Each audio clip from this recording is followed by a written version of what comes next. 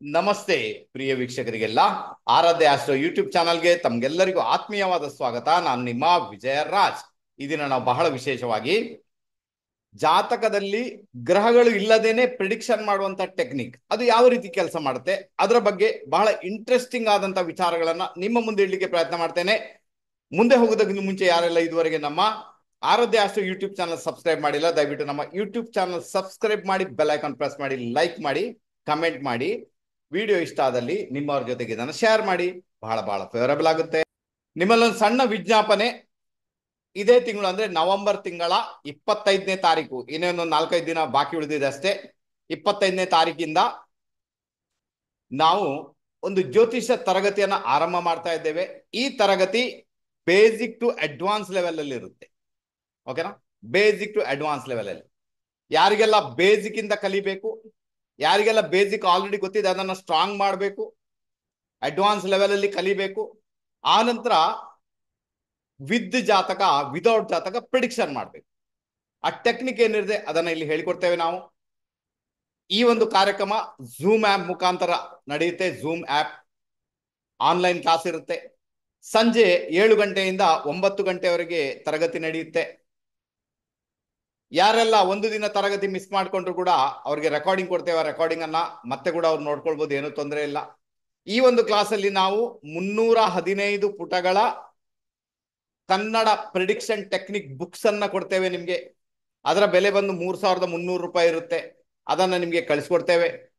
ಅದು ಯಾವುದೇ ಕಾರಣಕ್ಕೂ ಮಾರ್ಕೆಟ್ ಅಲ್ಲಿ ಅವೈಲೇಬಲ್ ಇಲ್ಲ. ಆ ನಂತರ PDF ಫೈಲ್ ಕೊಡ್ತೇವೆ. ಆ ನಂತರ 6 ತಿಂಗಳ ಕಾಲ ರೆಕಾರ್ಡಿಂಗ್ ಕೊಡ್ತೇವೆ. ಆ ನಂತರ ಸರ್ಟಿಫಿಕೇಟ್ ಕೊಡ್ತೇವೆ. ಓಕೆ, ಇಷ್ಟಂತೂ ಮಾಡ್ತೇವೆ. ಆ ನಂತರ ಹೆಚ್ಚಿನ ಮಾಹಿತಿಗೆ 2 ನಂಬರ್ ಕೊಟ್ಟಿದ್ದೇನೆ, ಶಕುಂತಲಾ ಮೇಡಮ್, ಮಂಜುಳಾ ಮೇಡಮ್. ಇವ್ರಿಗೆ ಕರೆ ಮಾಡಿ ನಿಮ್ಮ ಒಂದು ಸೀಟನ್ನ ಕಾಯ್ದಿರಿಸುವ ಕೆಲಸವನ್ನ ಮಾಡಿ. ಇವರ ನಂಬರ್ಗೇನೆ ನೀವು ಗೂಗಲ್ ಪೇ ಕೂಡ ಮಾಡ್ಬೋದು, ತೊಂದರೆ ಇಲ್ಲ. ಗೂಗಲ್ ಪೇ ಮಾಡಿ ಅವ್ರಿಗೇನೆ. ಅವರು ನಿಮ್ಮನ್ನ ಗ್ರೂಪ್ಗೆ ಸೇರಿಸ್ಕೊಳ್ತಾರೆ. ಆ ನಂತರ ಬುಕ್ಸ್ ಕೂಡ ಕಳ್ಸಿಕೊಡ್ತಾರೆ. ಚಿಂತೆ ಮಾಡುವಾಗತ್ತೆ ಇಲ್ಲ. ಓಕೆ, ಅರ್ಥ ಮಾಡ್ಕೊಳ್ಳಿ ದಯವಿಟ್ಟು.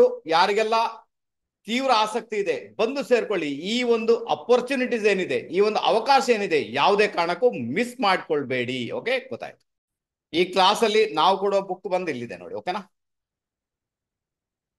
ಜ್ಯೋತಿಷ ಪ್ರಿಡಿಕ್ಷನ್ ಟೆಕ್ನಿಕ್ ಪುಸ್ತಕ ಕನ್ನಡ 315 ಪುಟಗಳ ಪುಸ್ತಕ ಇದೆ. ಇದರಲ್ಲಿ ಸ್ಟೆಪ್ ಬೈ ಸ್ಟೆಪ್ ಎಲ್ಲ ನಾವು ಟೆಕ್ನಿಕ್ ಅನ್ನ ಕೊಟ್ಟಿದ್ದೇವೆ. ಬ್ಲಾಂಕ್ ಚಾರ್ಟ್ ಪ್ರಿಡಿಕ್ಷನ್ಸ್ ಇದೆ. ಆ ನಂತರ ಭಾವೋದ್ಭಾವ ಪ್ರಿಡಿಕ್ಷನ್ ಇದೆ, ಭಾವಗಳ ಪ್ರಿಡಿಕ್ಷನ್ ಇದೆ, ಯಾವ ಗ್ರಹ ಎಲ್ಲಿ ಬಂದಾಗ ಏನಾಗುತ್ತೆ ಅದರ ಪ್ರಿಡಿಕ್ಷನ್ಸ್ ಇದೆ, ಪರಿಹಾರಗಳಿದೆ, ಎಲ್ಲವೂ ಕೂಡ ಇದೆ. ಇದು ಯಾವುದೇ ಕಾರಣಕ್ಕೂ ನಿಮ್ಗೆ ಮಾರ್ಕೆಟ್ ಅಲ್ಲಿ ಅವೈಲೇಬಲ್ ಇಲ್ಲ. ಬೆಲೆ ಬಂದು 3,300 ರೂಪಾಯಿ, ಮಾರ್ಕೆಟ್ ಅಲ್ಲಿ ಅವೈಲೇಬಲ್ ಇಲ್ಲ. ಓಕೆ, ನನ್ನ ಕ್ಲಾಸ್ಗೆ ಬಂದು ಸೇರ್ಕೊಂಡಾಗ ಖಂಡಿತ ಈ ಬುಕ್ಸ್ ಅನ್ನ ನಿಮ್ಗೆ ಕಳಿಸ್ಕೊಡ್ತೇವೆ. ಫೀಸ್ ಅನ್ನು ಕೂಡ ಬಹಳ ಕಡಿಮೆ ಇಟ್ಟಿದ್ದೇವೆ. ಈ ಒಂದು ವಿವರಣೆಯನ್ನ ಡಿಸ್ಕ್ರಿಪ್ಷನ್ ಬಾಕ್ಸ್ ಅಲ್ಲಿ ಆಲ್ರೆಡಿ ಹಾಕಿದ್ದೇವೆ. ಆ ಡಿಸ್ಕ್ರಿಪ್ಷನ್ ಬಾಕ್ಸ್ ಅಲ್ಲಿ ಹೋಗಿ ಕಂಟೆಂಟ್ಸ್ ಏನಿದೆ ಅದನ್ನು ಓದಿಕೊಂಡು ನಿಮ್ಮ ಒಂದು ಸೀಟನ್ನ ಕಾಯ್ದಿರಿಸಲಿಕ್ಕೆ ಪ್ರಯತ್ನ ಮಾಡಿ. ಮತ್ತೆ ಹೇಳ್ತೀನಿ, ದಯವಿಟ್ಟು ಇದನ್ನ ಮಿಸ್ ಮಾಡ್ಕೊಳ್ಬೇಡಿ. ಇಲ್ಲಿ ವಿದ್ ಜಾತಕ ಆಲ್ಮೋಸ್ಟ್ ಎಲ್ಲರೂ ಪ್ರಿಡಿಕ್ಷನ್ ಮಾಡ್ತಾರೆ. ವಿದ್ ಜಾತಕ ಏನು ತೊಂದರೆ ಇಲ್ಲ. ನೀವು ಕಲ್ತಿದ್ದೀರಾ ಅಂದಾಗ ವಿದ್ ಜಾತಕ ನೀವು ಪ್ರಿಡಿಕ್ಷನ್ ಮಾಡ್ತೀರಾ. Okay, no problem. ಕೆಲವರಿಗೆ ಆಗಲ್ಲ, ಅದು ಕೂಡ ಗಂಟೆಗಟ್ಟಲೆ ಹೋಗುತ್ತೆ. ಬಟ್ ನಮ್ಮಲ್ಲಿ ಕಲ್ತುಕೊಂಡ ನಂತರ ಅದಕ್ಕೆ ಹೆಚ್ಚು ಹೊತ್ತೇ ಬೇಕಾಗಿಲ್ಲ. ಸೆಕೆಂಡ್ ಅಲ್ಲಿ ಪ್ರಿಡಿಕ್ಷನ್ ಬರಲಿಕ್ಕೆ ಶುರುವಾಗುತ್ತೆ. ಓಕೆ, ಗೊತ್ತಾಯ್ತು. ಆ ನಂತರ ವಿತೌಟ್ ಜಾತಕ ಅದು ಹೇಗೆ? ಈಗ ಎಲ್ಲೋ ಒಂದು ಸಮಾರಂಭದಲ್ಲಿ ಇರ್ತೀರಿ, ಯಾವುದೋ ಒಂದು ಮದುವೆ ಪಾರ್ಟಿಯಲ್ಲಿ ಇರ್ತೀರಿ, ಯಾವುದೋ ಒಂದು ಮೆಹಂದಿ ಪಾರ್ಟಿಯಲ್ಲಿ ಇರ್ತೀರಿ, ಎಲ್ಲಿಗೊಂದು ಟ್ರಾವೆಲಿಂಗ್ ಮಾಡ್ತಾ ಇರ್ತೀರಿ, ಅಥವಾ ಯಾವುದೋ ಒಂದು ದೂರದ ಊರಲ್ಲಿ ಇದ್ದೀರಿ, ನಿಮ್ಮನ್ನ ಯಾರು ಕಾಂಟ್ಯಾಕ್ಟ್ ಮಾಡ್ಲಿಕ್ಕೆ ಆಗ್ತಾ ಇಲ್ಲ ಅಲ್ವಾ? ಏನೋ ಒಂದು ವಿಚಾರದಲ್ಲಿ ನೀವು ದೂರ ಇದ್ದೀರಿ. ಅವಾಗ ಒಂದು ಅಚಾನಕ್ ಆಗಿ ಕಾಲ್ ಬಂತು, ಯಾರ್ದು ಕೂಡ ನಿಮ್ಗೆ ಗೊತ್ತಿದ್ದವರದು, ಸಂಬಂಧಿಗಳದು, ಯಾರ್ದು ಕೂಡ, ಸರ್ ಹೀಗೀಗಾಗಿದೆ, ಪ್ರಾಬ್ಲಮ್ ಆಗಿದೆ, ಏನ್ ಮಾಡೋದು ಗೊತ್ತಾಗೋದಿಲ್ಲ ಅಂತ.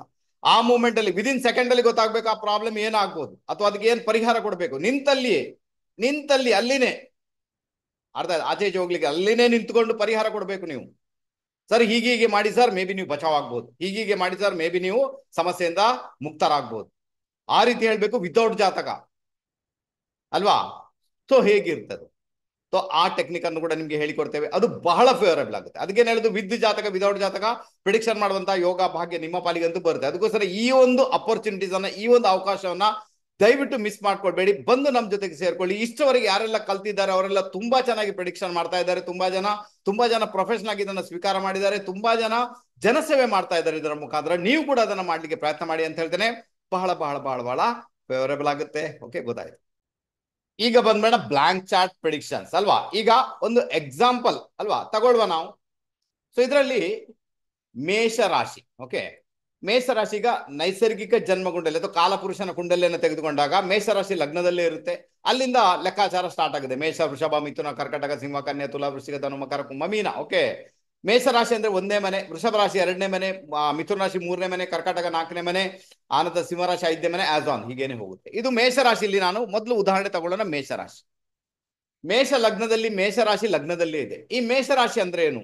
ಈ ಮೇಷರಾಶಿ ಪೂರ್ವ ದಿಕ್ಕಿನ ರಾಶಿ, ಕ್ಷತ್ರಿಯ ವರ್ಣದ ರಾಶಿ, ಚರತತ್ವದ ರಾಶಿ, ಅಗ್ನಿತತ್ವದ ರಾಶಿ. ಚರ ಅಂದ್ರೇನು? ಅದಕ್ಕೆ ಸ್ಟೆಬಿಲಿಟಿ ಇಲ್ಲ. ಓಕೆ, ಅದರ ಅರ್ಥ ಮೇಷರಾಶಿ ನಿಮ್ಮ ಜಾತಕದಲ್ಲಿ ಯಾವ ಯಾವ ಭಾವದಲ್ಲಿ ಫಾಲ್ ಆಗಿದೆ, ಯಾವ ಯಾವ ಭಾವಕ್ಕೆ ಬಂದಿದೆ, ಆ ಭಾವಕ್ಕೆ ಸಂಬಂಧಪಟ್ಟಂತ ವಿಚಾರಗಳಲ್ಲಿ ಸ್ಟೆಬಿಲಿಟಿ ನಿಮ್ಮಲ್ಲಿ ಇರುವುದಿಲ್ಲ ಅಂತ ಆಯ್ತು. ಈಗ ಮೇಷ ಲಗ್ನದ ಜಾತಕನೇ ಅಂದಾಗ, ಲಗ್ನದಲ್ಲಿ ಮೇಷರಾಶಿ ಇರುವಾಗ ಮೇಷ ರಾಶಿಯವ್ರಿಗೆ ಅಥವಾ ಲಗ್ನದವ್ರಿಗೆ ಅಲ್ಲಿ ಎಲ್ಲೋ ಒಂದು ಕಡೆ ಸ್ಟೆಬಿಲಿಟಿ ಅಂತ ಇರುವುದಿಲ್ಲ.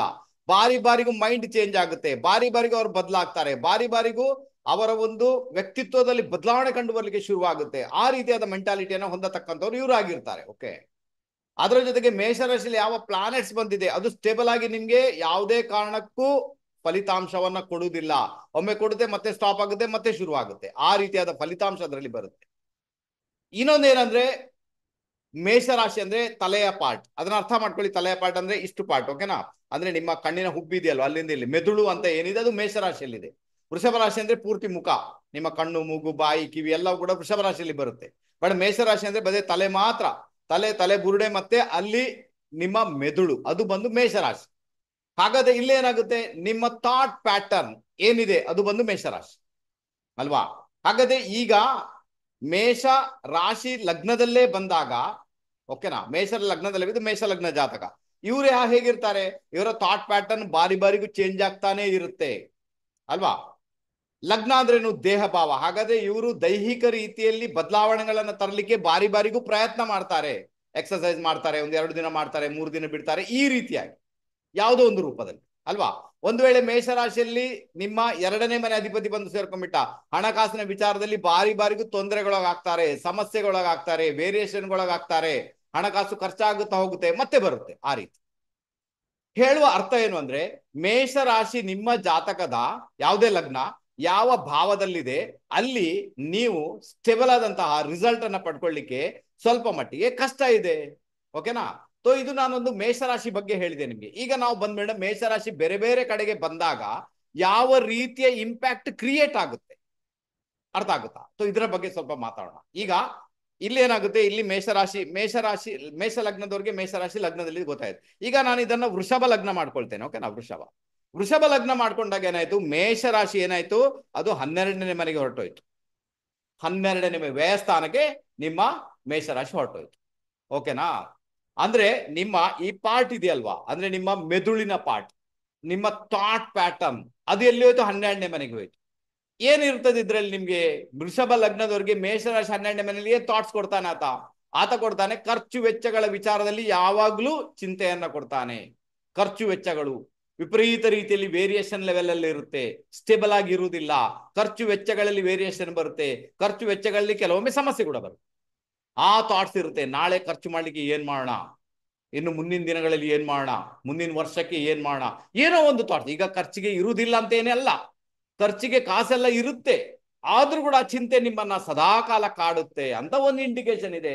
ಇನ್ನು 12th ಹೌಸ್ ಏನಿರ್ತದೆ, ಅದು 12th ಹೌಸ್ ಅಲ್ಲಿ ಮೇಷರಾಶಿ ಇದೆ. ಅದು ನಿಮ್ಮ ಬೆಡ್ರೂಮ್ ಲೈಫ್ ಕೂಡ, ಅದು ನಿಮ್ಮ ಟ್ರಾವೆಲಿಂಗ್ ಕೂಡ, ಅದು ನಿಮ್ಮ ವಿದೇಶ ಪ್ರಯಾಣ ಕೂಡ. ಹಾಗಾದ್ರೆ ವಿದೇಶ ಪ್ರಯಾಣ ಮಾಡ್ಬೋದು, ಥಾಟ್ಸ್ ಅದು ಬರ್ಬೋದು ವಿದೇಶಕ್ಕೆ ಹೋಗ್ಬೇಕು ಅಂತ. ಓಕೆನಾ? ಫಾರ್ ಎಕ್ಸಾಂಪಲ್ ಹೇಳ್ತೀನಿ, ವೃಷಭ ಲಗ್ನ ಜಾತಕ 12ನೇ ಮನೆಯಲ್ಲಿ ಮೇಷರಾಶಿ, ಅಲ್ಲೆಲ್ಲೋ ಒಂದ್ ಕಡೆ ಚಂದ್ರ ಬಂದ್ಬಿಟ್ಟ ಅಂತ ಇಟ್ಕೊಳ್ಳೋಣ. ಓಕೆನಾ? ಚಂದ್ರ ಬಂದ್ಬಿಟ್ಟ ಅಂತ ಇಟ್ಕೊಳ್ಳೋಣ, 20ರಿಂದ 29ರಲ್ಲಿ ವಿದೇಶ ಟ್ರಾವೆಲಿಂಗ್ ಮಾಡುವಂತದ್ದು ಯೋಗ ಭಾಗ್ಯ ಕ್ರಿಯೇಟ್ ಆಗುತ್ತೆ. ಇದೊಂದು ವಿಷಯ ಬೇರೆ. ಬಟ್ ನಾರ್ಮಲ್ ಆಗಿ ನಾವು ಬ್ಲಾಂಕ್ ಚಾರ್ಟ್ ಅನ್ನ ಹೇಳ್ಬೇಕಾದ್ರೆ ಥಾಟ್ಸ್ ಇರುತ್ತೆ, ಇನ್ನು ನೀವು ಹೋಗ್ತೀರಿ ಹೋಗಲ್ಲ, ಗ್ರಹಗಳು ಡಿಸೈಡ್ ಮಾಡ್ತವೆ ಅದು ಏನ್ ಮಾಡ್ಬೇಕು ನೀವು ಅಥವಾ ಎಲ್ಲಿರ್ಬೇಕು. ಅದಕ್ಕೋಸ್ಕರ ವೃಷಭ ಲಗ್ನದವರಿಗೆ ನಿಮ್ಮ ಥಾಟ್ ಪ್ಯಾಟರ್ನ್ ಏನಿದೆ ಅಥವಾ ಮೇಷರಾಶಿ ಅಂತ ಏನಿದೆ ಅದು ನಿಮ್ಮ 12ನೇ ಮನೆಯಲ್ಲಿ, ಅಂದ್ರೆ ಖರ್ಚು ವೆಚ್ಚಗಳ ಬಗ್ಗೆ ವೇರಿಯೇಷನ್ ಗಳನ್ನ ಕ್ರಿಯೇಟ್ ಮಾಡ್ತಾರೆ ಅಂದ್ರೆ ಇಂಡಿಕೇಶನ್. ಇನ್ನೇನೆಲ್ಲ ಆಗುತ್ತೆ ನೋಡಿ, ಇದು ನಿಮ್ಮ ತಂದೆ, ಇಲ್ಲಿ ಬರ್ತಾರೆ ನಿಮ್ಮ ತಂದೆ. ಓಕೆ, ತಂದೆಗೆ ಅದು 4ನೇ ಮನೆ ಸುಖ ಸ್ಥಾನ.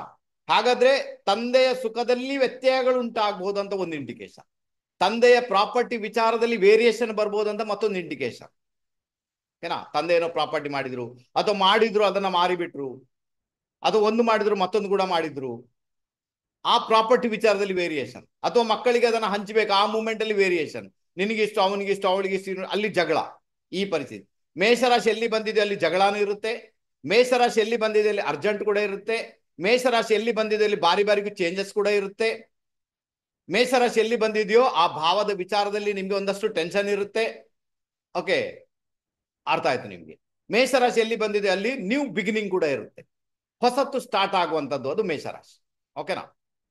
ಆನಂತರ ನಿಮ್ಮ ಮೇಷರಾಶಿ, ಇದು ನಿಮ್ಮ ಮೂರನೇ ಮನೆಯಲ್ಲಿ ವೃಷಭ, ಮಿಥುನ, ಕರ್ಕಾಟಕ ರಾಶಿ, ಇದು ನಿಮ್ಮ ಒಡ ಹುಟ್ಟಿದವರು.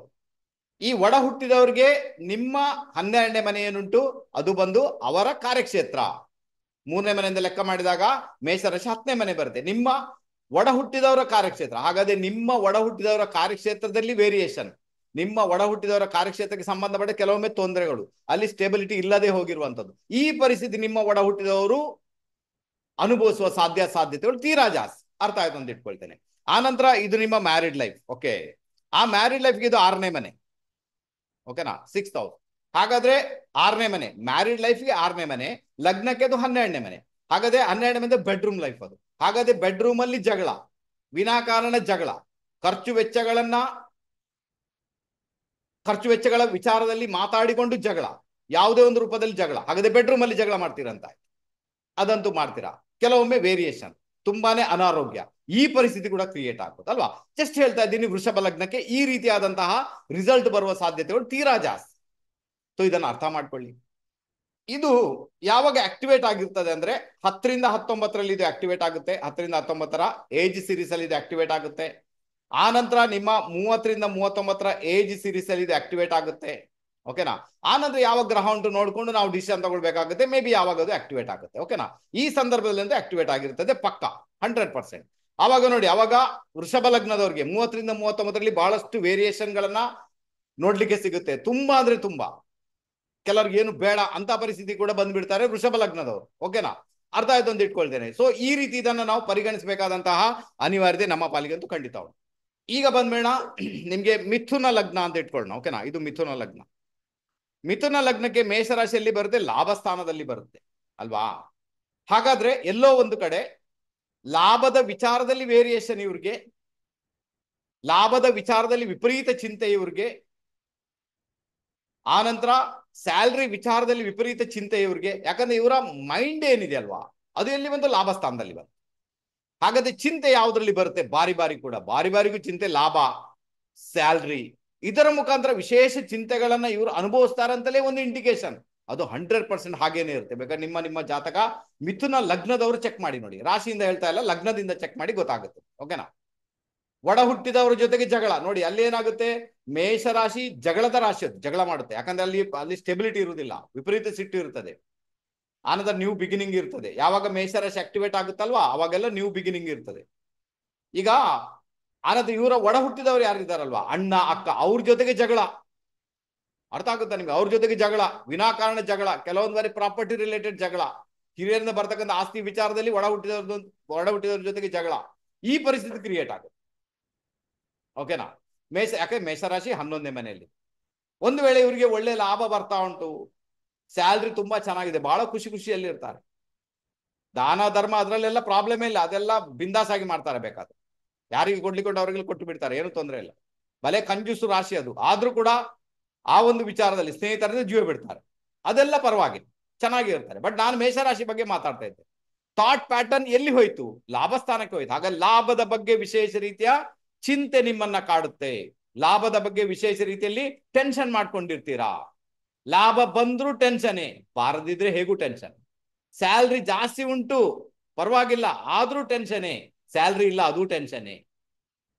ಓಕೆ, ಅರ್ಥ ಆಯ್ತು ಅಂತ ಇಟ್ಕೊಳ್ತೇನೆ. ಆನಂತರ ನಿಮ್ಮ ತಂದೆ ಒಡ ಹುಟ್ಟಿದವ್ರ ಜೊತೆಗೆ ಜಗಳ ಅಲ್ವಾ, ಅಲ್ಲಿ ಆಲ್ಮೋಸ್ಟ್ ಜಗಳ ಅಂತೂ ಬರುತ್ತೆ ಅಲ್ವಾ. ಮೇಷರಾಶಿ ಎಲ್ಲಿದೆಯೋ ಅಲ್ಲಿ ಜಗಳ ಅಂತೂ ಬರುತ್ತೆ. ಒಂದು ಮಾತು ನೆನ್ಪಿಟ್ಕೊಳ್ಬೇಕು, ಮಿಥುನ ಲಗ್ನದವರು ಯಾವಾಗ ಮಿಥುನ ಲಗ್ನದವರು ಸ್ಯಾಲ್ರಿಯನ್ನ ತಗೊಳ್ಳಿಕ್ಕೆ ಶುರು ಮಾಡ್ತೀರಾ, ಅರ್ಥ ಆಗುತ್ತಾ, ಸರಿ ಅರ್ಥ ಮಾಡ್ಕೊಳ್ಳಿ. ಯಾವಾಗ ಮಿಥುನ ಲಗ್ನದವರು ಸ್ಯಾಲ್ರಿಯನ್ನ ಪಡ್ಕೊಳ್ಳಿಕ್ಕೆ ಶುರು ಮಾಡ್ತೀರಾ ಆವಾಗ ನಿಮ್ಮ ಲೈಫ್ ಅಲ್ಲಿಂದ ಸ್ಟಾರ್ಟ್ ಆಗುತ್ತೆ ಅಲ್ವಾ. ಒಂದು ಮಾತು ನೆನ್ಪಿಟ್ಕೊಳ್ಳಿ, ಏನ್ ಗೊತ್ತಾ, ಯಾವಾಗ ಮೇಷರಾಶಿ ನಿಮ್ಮ ಜಾತಕದಲ್ಲಿ ನಿಮ್ದು ಯಾವುದೇ ಲಗ್ನ, ನಿಮ್ಮ ಲಗ್ನದಿಂದ ಯಾವ ಭಾವದಲ್ಲಿದೆ ಆ ಭಾವಕ್ಕೆ ಸಂಬಂಧಪಟ್ಟಂತಹ ಆಟ್ರಿಬ್ಯೂಟ್ಸ್ ಅಥವಾ ಅದಕ್ಕೆ ಸಂಬಂಧಪಟ್ಟಂತಹ ಫಲಾಫಲಗಳು ಯಾವಾಗ ಶುರು ಆಗುತ್ತೆ ಅಲ್ಲಿಂದ ನಿಮ್ಮ ಲೈಫ್ ಸ್ಟಾರ್ಟ್ ಆಗುತ್ತೆ. ಅದಕ್ಕಿಂತ ಮುಂಚೆ ನಿಮ್ಮ ಲೈಫ್ ಇರೋದಿಲ್ಲ. ಅರ್ಥ ಆಯ್ತಾ? ವೃಷಭ ಲಗ್ನಕ್ಕೆ 12ನೇ ಮನೆಯಲ್ಲಿ ಮೇಷರಾಶಿ ಅಂದಾಗ ಮದುವೆ ಆದ ನಂತರ ಬೆಡ್ರೂಮ್ ಲೈಫ್ ಸ್ಟಾರ್ಟ್ ಆಗುತ್ತೆ, ಲೈಫ್ ಅಲ್ಲಿಂದ ಸ್ಟಾರ್ಟ್ ಆಯ್ತು ಅವ್ರಿಗೆ. ಅಥವಾ ವಿದೇಶಕ್ಕೆ ಹೋದ್ರು ಅಲ್ಲಿಂದ ಸ್ಟಾರ್ಟ್ ಆಯ್ತು, ಯಾವುದೇ ಒಂದು ರೂಪದಲ್ಲಿ.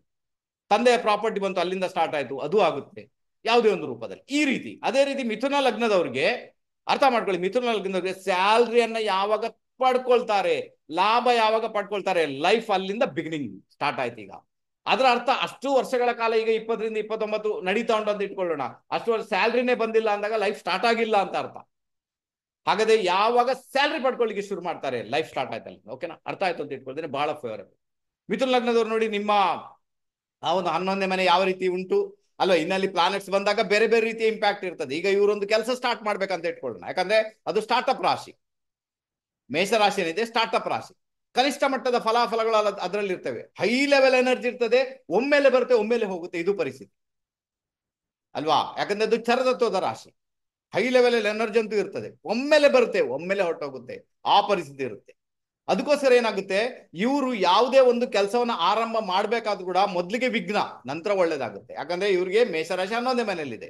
ಅದಕ್ಕೆ ಯಾವಾಗ ನಿಮ್ಮ ಒಂದು 11ನೇ ಮನೆ ಆಕ್ಟಿವೇಟ್ ಆಗುತ್ತಲ್ವಾ, ಇದು ಯಾವಾಗ ನ್ಯಾಚುರಲ್ ಆಗಿ ನಿಮಗೆ 40ರಿಂದ 49ರಲ್ಲಿ ಬೈ ಡಿಫಾಲ್ಟ್ ಆಗಿ ಆಕ್ಟಿವೇಟ್ ಆಗುತ್ತೆ 11ನೇ ಮನೆ. ಯಾರಿಗೆ? ಮಿಥುನ ಲಗ್ನದವ್ರಿಗೆ 40ರಿಂದ 49ರಲ್ಲೇ ನಿಮ್ಗೆ ಹೊಸ ಲೈಫ್ ಸಿಗುತ್ತೆ, ಸ್ಯಾಲ್ರಿಯಲ್ಲಿ ಇನ್ಕ್ರೀಸ್ ಆಗುತ್ತೆ, ಬೇಕಾದ್ರೆ ಹೊಸ ಕೆಲಸನೂ ಸಿಗುತ್ತೆ, ಲಾಭದಲ್ಲಿ ಇನ್ಕ್ರೀಸ್ ಆಗುತ್ತೆ. ಅಲ್ಲಿಂದ ನಂತರನೇ ಲೈಫ್ ನೋಡುದು ನೀವು. ಅರ್ಥ ಆಯ್ತಾ ನಿಮ್ಗೆ? ಅದರ ನಂತರ ಲೈಫ್ ನೋಡುದು ನೀವು. 30ರಿಂದ 39 ಏನ್ ಮಾಡಿರ್ತೀರಾ? 30ರಿಂದ 39 ಹೊಡೆತ ತಿಂತಾ ಇರ್ತೀರಾ, ಮೋಸ ಹೋಗ್ತಾ ಇರ್ತೀರಾ. ಅರ್ಥ ಆಯ್ತಾ? ಯಾರೋ ಹಿಡಿದು ಮೋಸ. 40ರಿಂದ 49ರಲ್ಲಿ ಮೋಸ ಹೋಗ್ಲಿಕ್ಕಿದೆ ಇಲ್ಲ ಅಂತ ಏನಿಲ್ಲ, ಆದ್ರೂ ಕೂಡ ಲೈಫ್ ಸ್ಟಾರ್ಟ್ ಆಗುತ್ತೆ.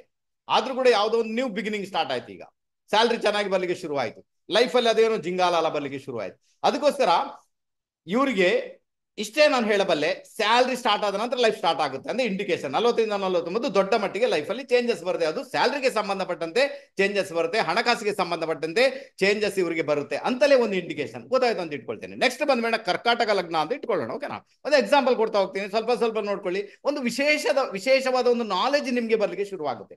ಮೇಷರಾಶಿ ಹೇಗೆ ಕೆಲಸ ಮಾಡುತ್ತೆ, ಬೇರೆ ಬೇರೆ ರಾಶಿಗಳು ಇದರಲ್ಲಿವೆ, ಎಲ್ಲವನ್ನು ಇಲ್ಲಿ ಹೇಳುದು ಕಷ್ಟ ಆಗುತ್ತೆ. ಬರೀ ಮೇಷರಾಶಿ ಅನ್ನೋದು ಹೇಳಿಬಿಡ್ತೇನೆ, ಗೊತ್ತಾಗುತ್ತೆ ನಿಮಗೆ, ಸ್ವಲ್ಪ ಮಟ್ಟಿಗಾದ್ರೂ ನಾಲೆಜ್ ಬರುತ್ತೆ. ಓಕೆ, ಫೈನಲ್ ಅಂತೂ ಖಂಡಿತ ಅಲ್ಲ, ಯಾಕಂದ್ರೆ ನಾವು ಪ್ಲಾನೆಟ್ಸ್ ಅನ್ನ ಅದರಲ್ಲಿ ಹಾಕಿದಾಗ ಅದರ ರಿಸಲ್ಟ್ ಚೇಂಜ್ ಆಗ್ತಾ ಹೋಗುತ್ತೆ, ಅದು ವಿಷಯ ಬೇರೆ. ಬಟ್ ನಾರ್ಮಲ್ ಆಗಿ ಅಂತೂ ತಿಳ್ಕೊಳ್ಳಿಕ್ಕೆ ಪ್ರಯತ್ನ ಮಾಡಿ. ಓಕೆನಾ? ನಮ್ಮ ಕರ್ಕಾಟಕ ಲಗ್ನಕ್ಕೆ ಮೇಷರಾಶಿ ಅಂತ ಏನಿದೆ ಅದು 10ನೇ ಮನೆಯಲ್ಲಿ ಬರುತ್ತೆ, ದಶಮ ಸ್ಥಾನ. ದಶಮ ಸ್ಥಾನವನ್ನು ಕರ್ಮಸ್ಥಾನ ಅಂತ ಕರಿತೇವೆ. ಹಾಗಾದ್ರೆ ಈ ಕರ್ಮಸ್ಥಾನದಲ್ಲಿ ಮೇಷರಾಶಿ ಬಂದಾಗ ಕರ್ಕಾಟಕ ಲಗ್ನದವರಿಗೆ ಕಾರ್ಯಕ್ಷೇತ್ರದಲ್ಲಿ ಯಾವಾಗಲೂ ವೇರಿಯೇಷನ್, ಯಾವಾಗಲೂ ಸ್ಟೆಬಿಲಿಟಿ ಅಂತ ಏನು ಅಲ್ಲಿ ಇರುವುದೇ ಇಲ್ಲ. ಒಂದು ಕೆಲಸ ಆಯ್ತು, ಮತ್ತೊಂದು ಕೆಲಸ ಆಯ್ತು, ಮಗದೊಂದು, ಈ ರೀತಿ ಚೇಂಜ್ ಮಾಡ್ತಾನೆ ಹೋಗ್ತೀರಿ ಅಂತ ಒಂದು ಇಂಡಿಕೇಶನ್ ಇದೆ. ಅರ್ಥ ಆಯ್ತಾ? ಒಂದು ವೇಳೆ ಎನ್ಸ್ಕೊಳ್ಳಿ ಕರ್ಕಾಟಕ ಲಗ್ನಕ್ಕೆ ಶನಿ ದಶೆ ಸ್ಟಾರ್ಟ್ ಆಯ್ತು ಈಗ. ಓಕೆ, ಸೊ ನಿಮ್ಮ ಕಾರ್ಯಕ್ಷೇತ್ರ ತುಂಬಾನೇ ವರ್ಸ್ಟ್ ಆಗಿರುತ್ತದೆ, ತುಂಬಾನೇ ಪ್ರಾಬ್ಲಮೆಟಿಕ್ ಆಗಿರುತ್ತೆ, ತುಂಬಾನೇ ಅನುಭವಿಸ್ಲಿಕ್ಕೆ ಸಿಗುತ್ತೆ, ಗೊತ್ತಿಲ್ಲ ಏನ್ ಮಾಡ್ಬೇಕು, ಆ ಪರಿಸ್ಥಿತಿ ಕ್ರಿಯೇಟ್ ಆಗಿರುತ್ತೆ. 2024 ಹೋಯ್ತಲ್ವಾ? 2024 ಕರ್ಕಾಟಕ ಲಗ್ನದವ್ರು ನೋಡಿ ನಿಮ್ಮ ಕಾರ್ಯಕ್ಷೇತ್ರ ಹೇಗಿತ್ತು ಅಂತ, ಹೇಗೆ ಅಪಮಾನ ಅವಮಾನ ಬರ್ಲಿಕ್ಕೆ ಶುರುವಾಯ್ತು ನಿಮ್ಗೆ, ಬಂದಿದೆ ತಾನೇ, ರೈಟಾ? ಶನಿ ದಶೆ ನಡೆಯುವವರೆಗಂತೂ ಆಲ್ರೆಡಿ ಇರ್ತದೆ, ಇದು ಪರಿಸ್ಥಿತಿ. ಹಾಗಾದ್ರೆ ಈ ಪಾರ್ಟ್ ಯಾವಾಗ ನೋಡಿ, ಯಾವಾಗ ಕರ್ಕಾಟಕ ಲಗ್ನದವರು ಒಂದು ಕೆಲಸದಲ್ಲಿ ಇದ್ದುಕೊಂಡು ಅಲ್ಲಿ ಒಂದು ಸ್ಥಿರತೆಯನ್ನ ಪಡ್ಕೊಳ್ಳಿಕ್ಕೆ ಪ್ರಯತ್ನ ಮಾಡ್ತಾರೆ, ಆ ನಂತರ ಅವರ ಲೈಫ್ ಸ್ಟಾರ್ಟ್ ಆಗುತ್ತೆ, ಅಲ್ಲಿಂದ ಲೈಫ್ ಬಿಗಿನಿಂಗ್. ಅರ್ಥ ಆಗುತ್ತೆ? ಅಲ್ಲಿಂದಲೇ ಲೈಫ್ ಬಿಗಿನಿಂಗ್.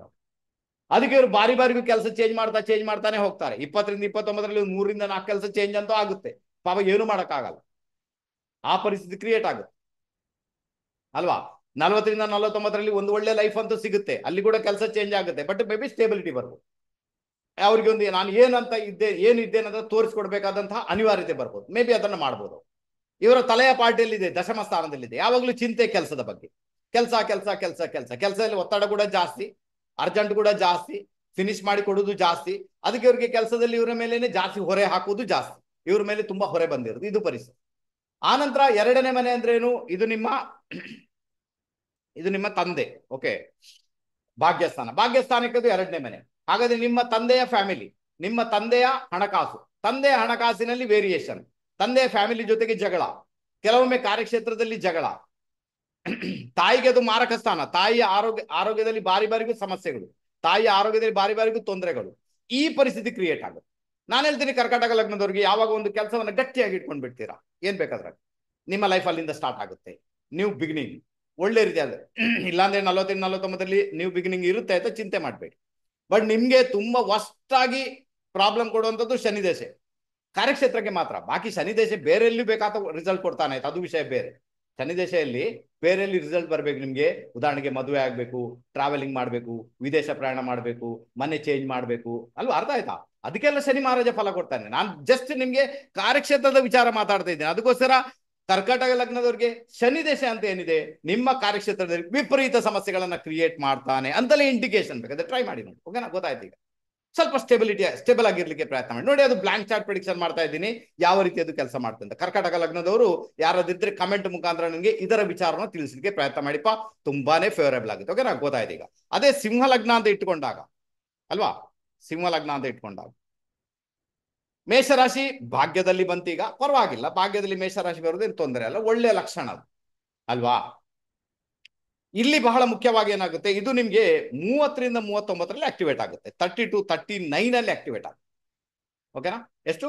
30-39. ಅದಕ್ಕಿಂತ ಮುಂಚೆ ಕೂಡ ಆಗುತ್ತೆ, ಇಲ್ಲ ಅಂತ ಏನಿಲ್ಲ. ಅದರ ಅಧಿಪತಿಯ ದಶೆ ನಡೆದಾಗ, ಅಲ್ಲಿದ್ದ ಗ್ರಹಗಳ ದಶೆ ನಡೆದಾಗ ಅದೆಲ್ಲ ಆಕ್ಟಿವೇಟ್ ಆಗುತ್ತೆ. ಬಟ್ ಏಜ್ ಸೀರೀಸ್ ಅನ್ನ ನೋಡಿದಾಗ, ಹೌಸ್ ಕೋಡಿಂಗ್ ಅನ್ನ ನೋಡಿದಾಗ 30-39 ಆಕ್ಟಿವೇಟ್ ಆಗುತ್ತೆ ಅಲ್ವಾ. ಇಲ್ಲಿ ಮಾತ್ರ ಏನಾಗುತ್ತೆ ಅಂದ್ರೆ, ಭಾಗ್ಯಕ್ಕೆ ಬಲ ಅಂತೂ ಬರುತ್ತೆ. ನಿಮ್ಮ ಲೈಫ್ ನ್ಯೂ ಬಿಗಿನಿಂಗ್ ಅಲ್ಲಿಂದ ಸ್ಟಾರ್ಟ್ ಆಗುತ್ತೆ. ಯಾಕಂದ್ರೆ ಮೇಷರಾಶಿ ಆಕ್ಟಿವೇಟ್ ಆಗುತ್ತಲ್ವಾ, ಹೊಸ ಬಿಗಿನಿಂಗ್ ಬರುತ್ತೆ. ಅಂದ್ರೆ ಹೊಸತೇನಾದ್ರೂ ಆಗ್ಲಿಕ್ಕೆ ಶುರು ಆಗುತ್ತೆ. ನಿಮ್ಮ ಭಾಗ್ಯವನ್ನ ಮುಂದುವರಿಸಲಿಕ್ಕೆ ಬೇಕಾಗಿ, ನಿಮ್ಮ ಭಾಗ್ಯವನ್ನ ಮುಂದೆ ತಗೊಂಡೋಗ್ಲಿಕ್ಕೆ ಬೇಕಾಗಿ ಅಲ್ಲೇನೋ ಒಂದು ನ್ಯೂ ಬಿಗಿನಿಂಗ್ ಸ್ಟಾರ್ಟ್ ಆಗುತ್ತೆ. ಆನಂದ ಲೈಫ್ ಚೆನ್ನಾಗಿ ಕೂಡ ಇರುತ್ತೆ. ಏನೋ ಒಂದು ಕೆಲಸ ಇರ್ಬೋದು, ಸ್ಟೇಟಸ್ ಇರ್ಬೋದು, ಗವರ್ಮೆಂಟ್ ಜಾಬ್ ಇರ್ಬೋದು, ತಂದೆಯಿಂದ ಲಾಭ ಇರ್ಬೋದು, ಹೈಯರ್ ಎಜುಕೇಶನ್ ಇರ್ಬೋದು, ಯಾವುದೇ ಒಂದು ರೂಪದಲ್ಲಿ ಲೈಫಲ್ಲಿ ಮುಂದುವರಿಯುವಂತಹ ಯೋಗ ಭಾಗ್ಯ ನಿಮ್ಮ ಪಾಲಿಗೆ 100% ಕ್ರಿಯೇಟ್ ಆಗಿದೆ. 32-39 ಎ ಸೀರೀಸ್ ಅಲ್ಲಿ ಸಿಂಹ ಲಗ್ನದವರು ಕಮೆಂಟ್ ಮಾಡಿ ತಿಳಿಸಿ ನನಗೆ.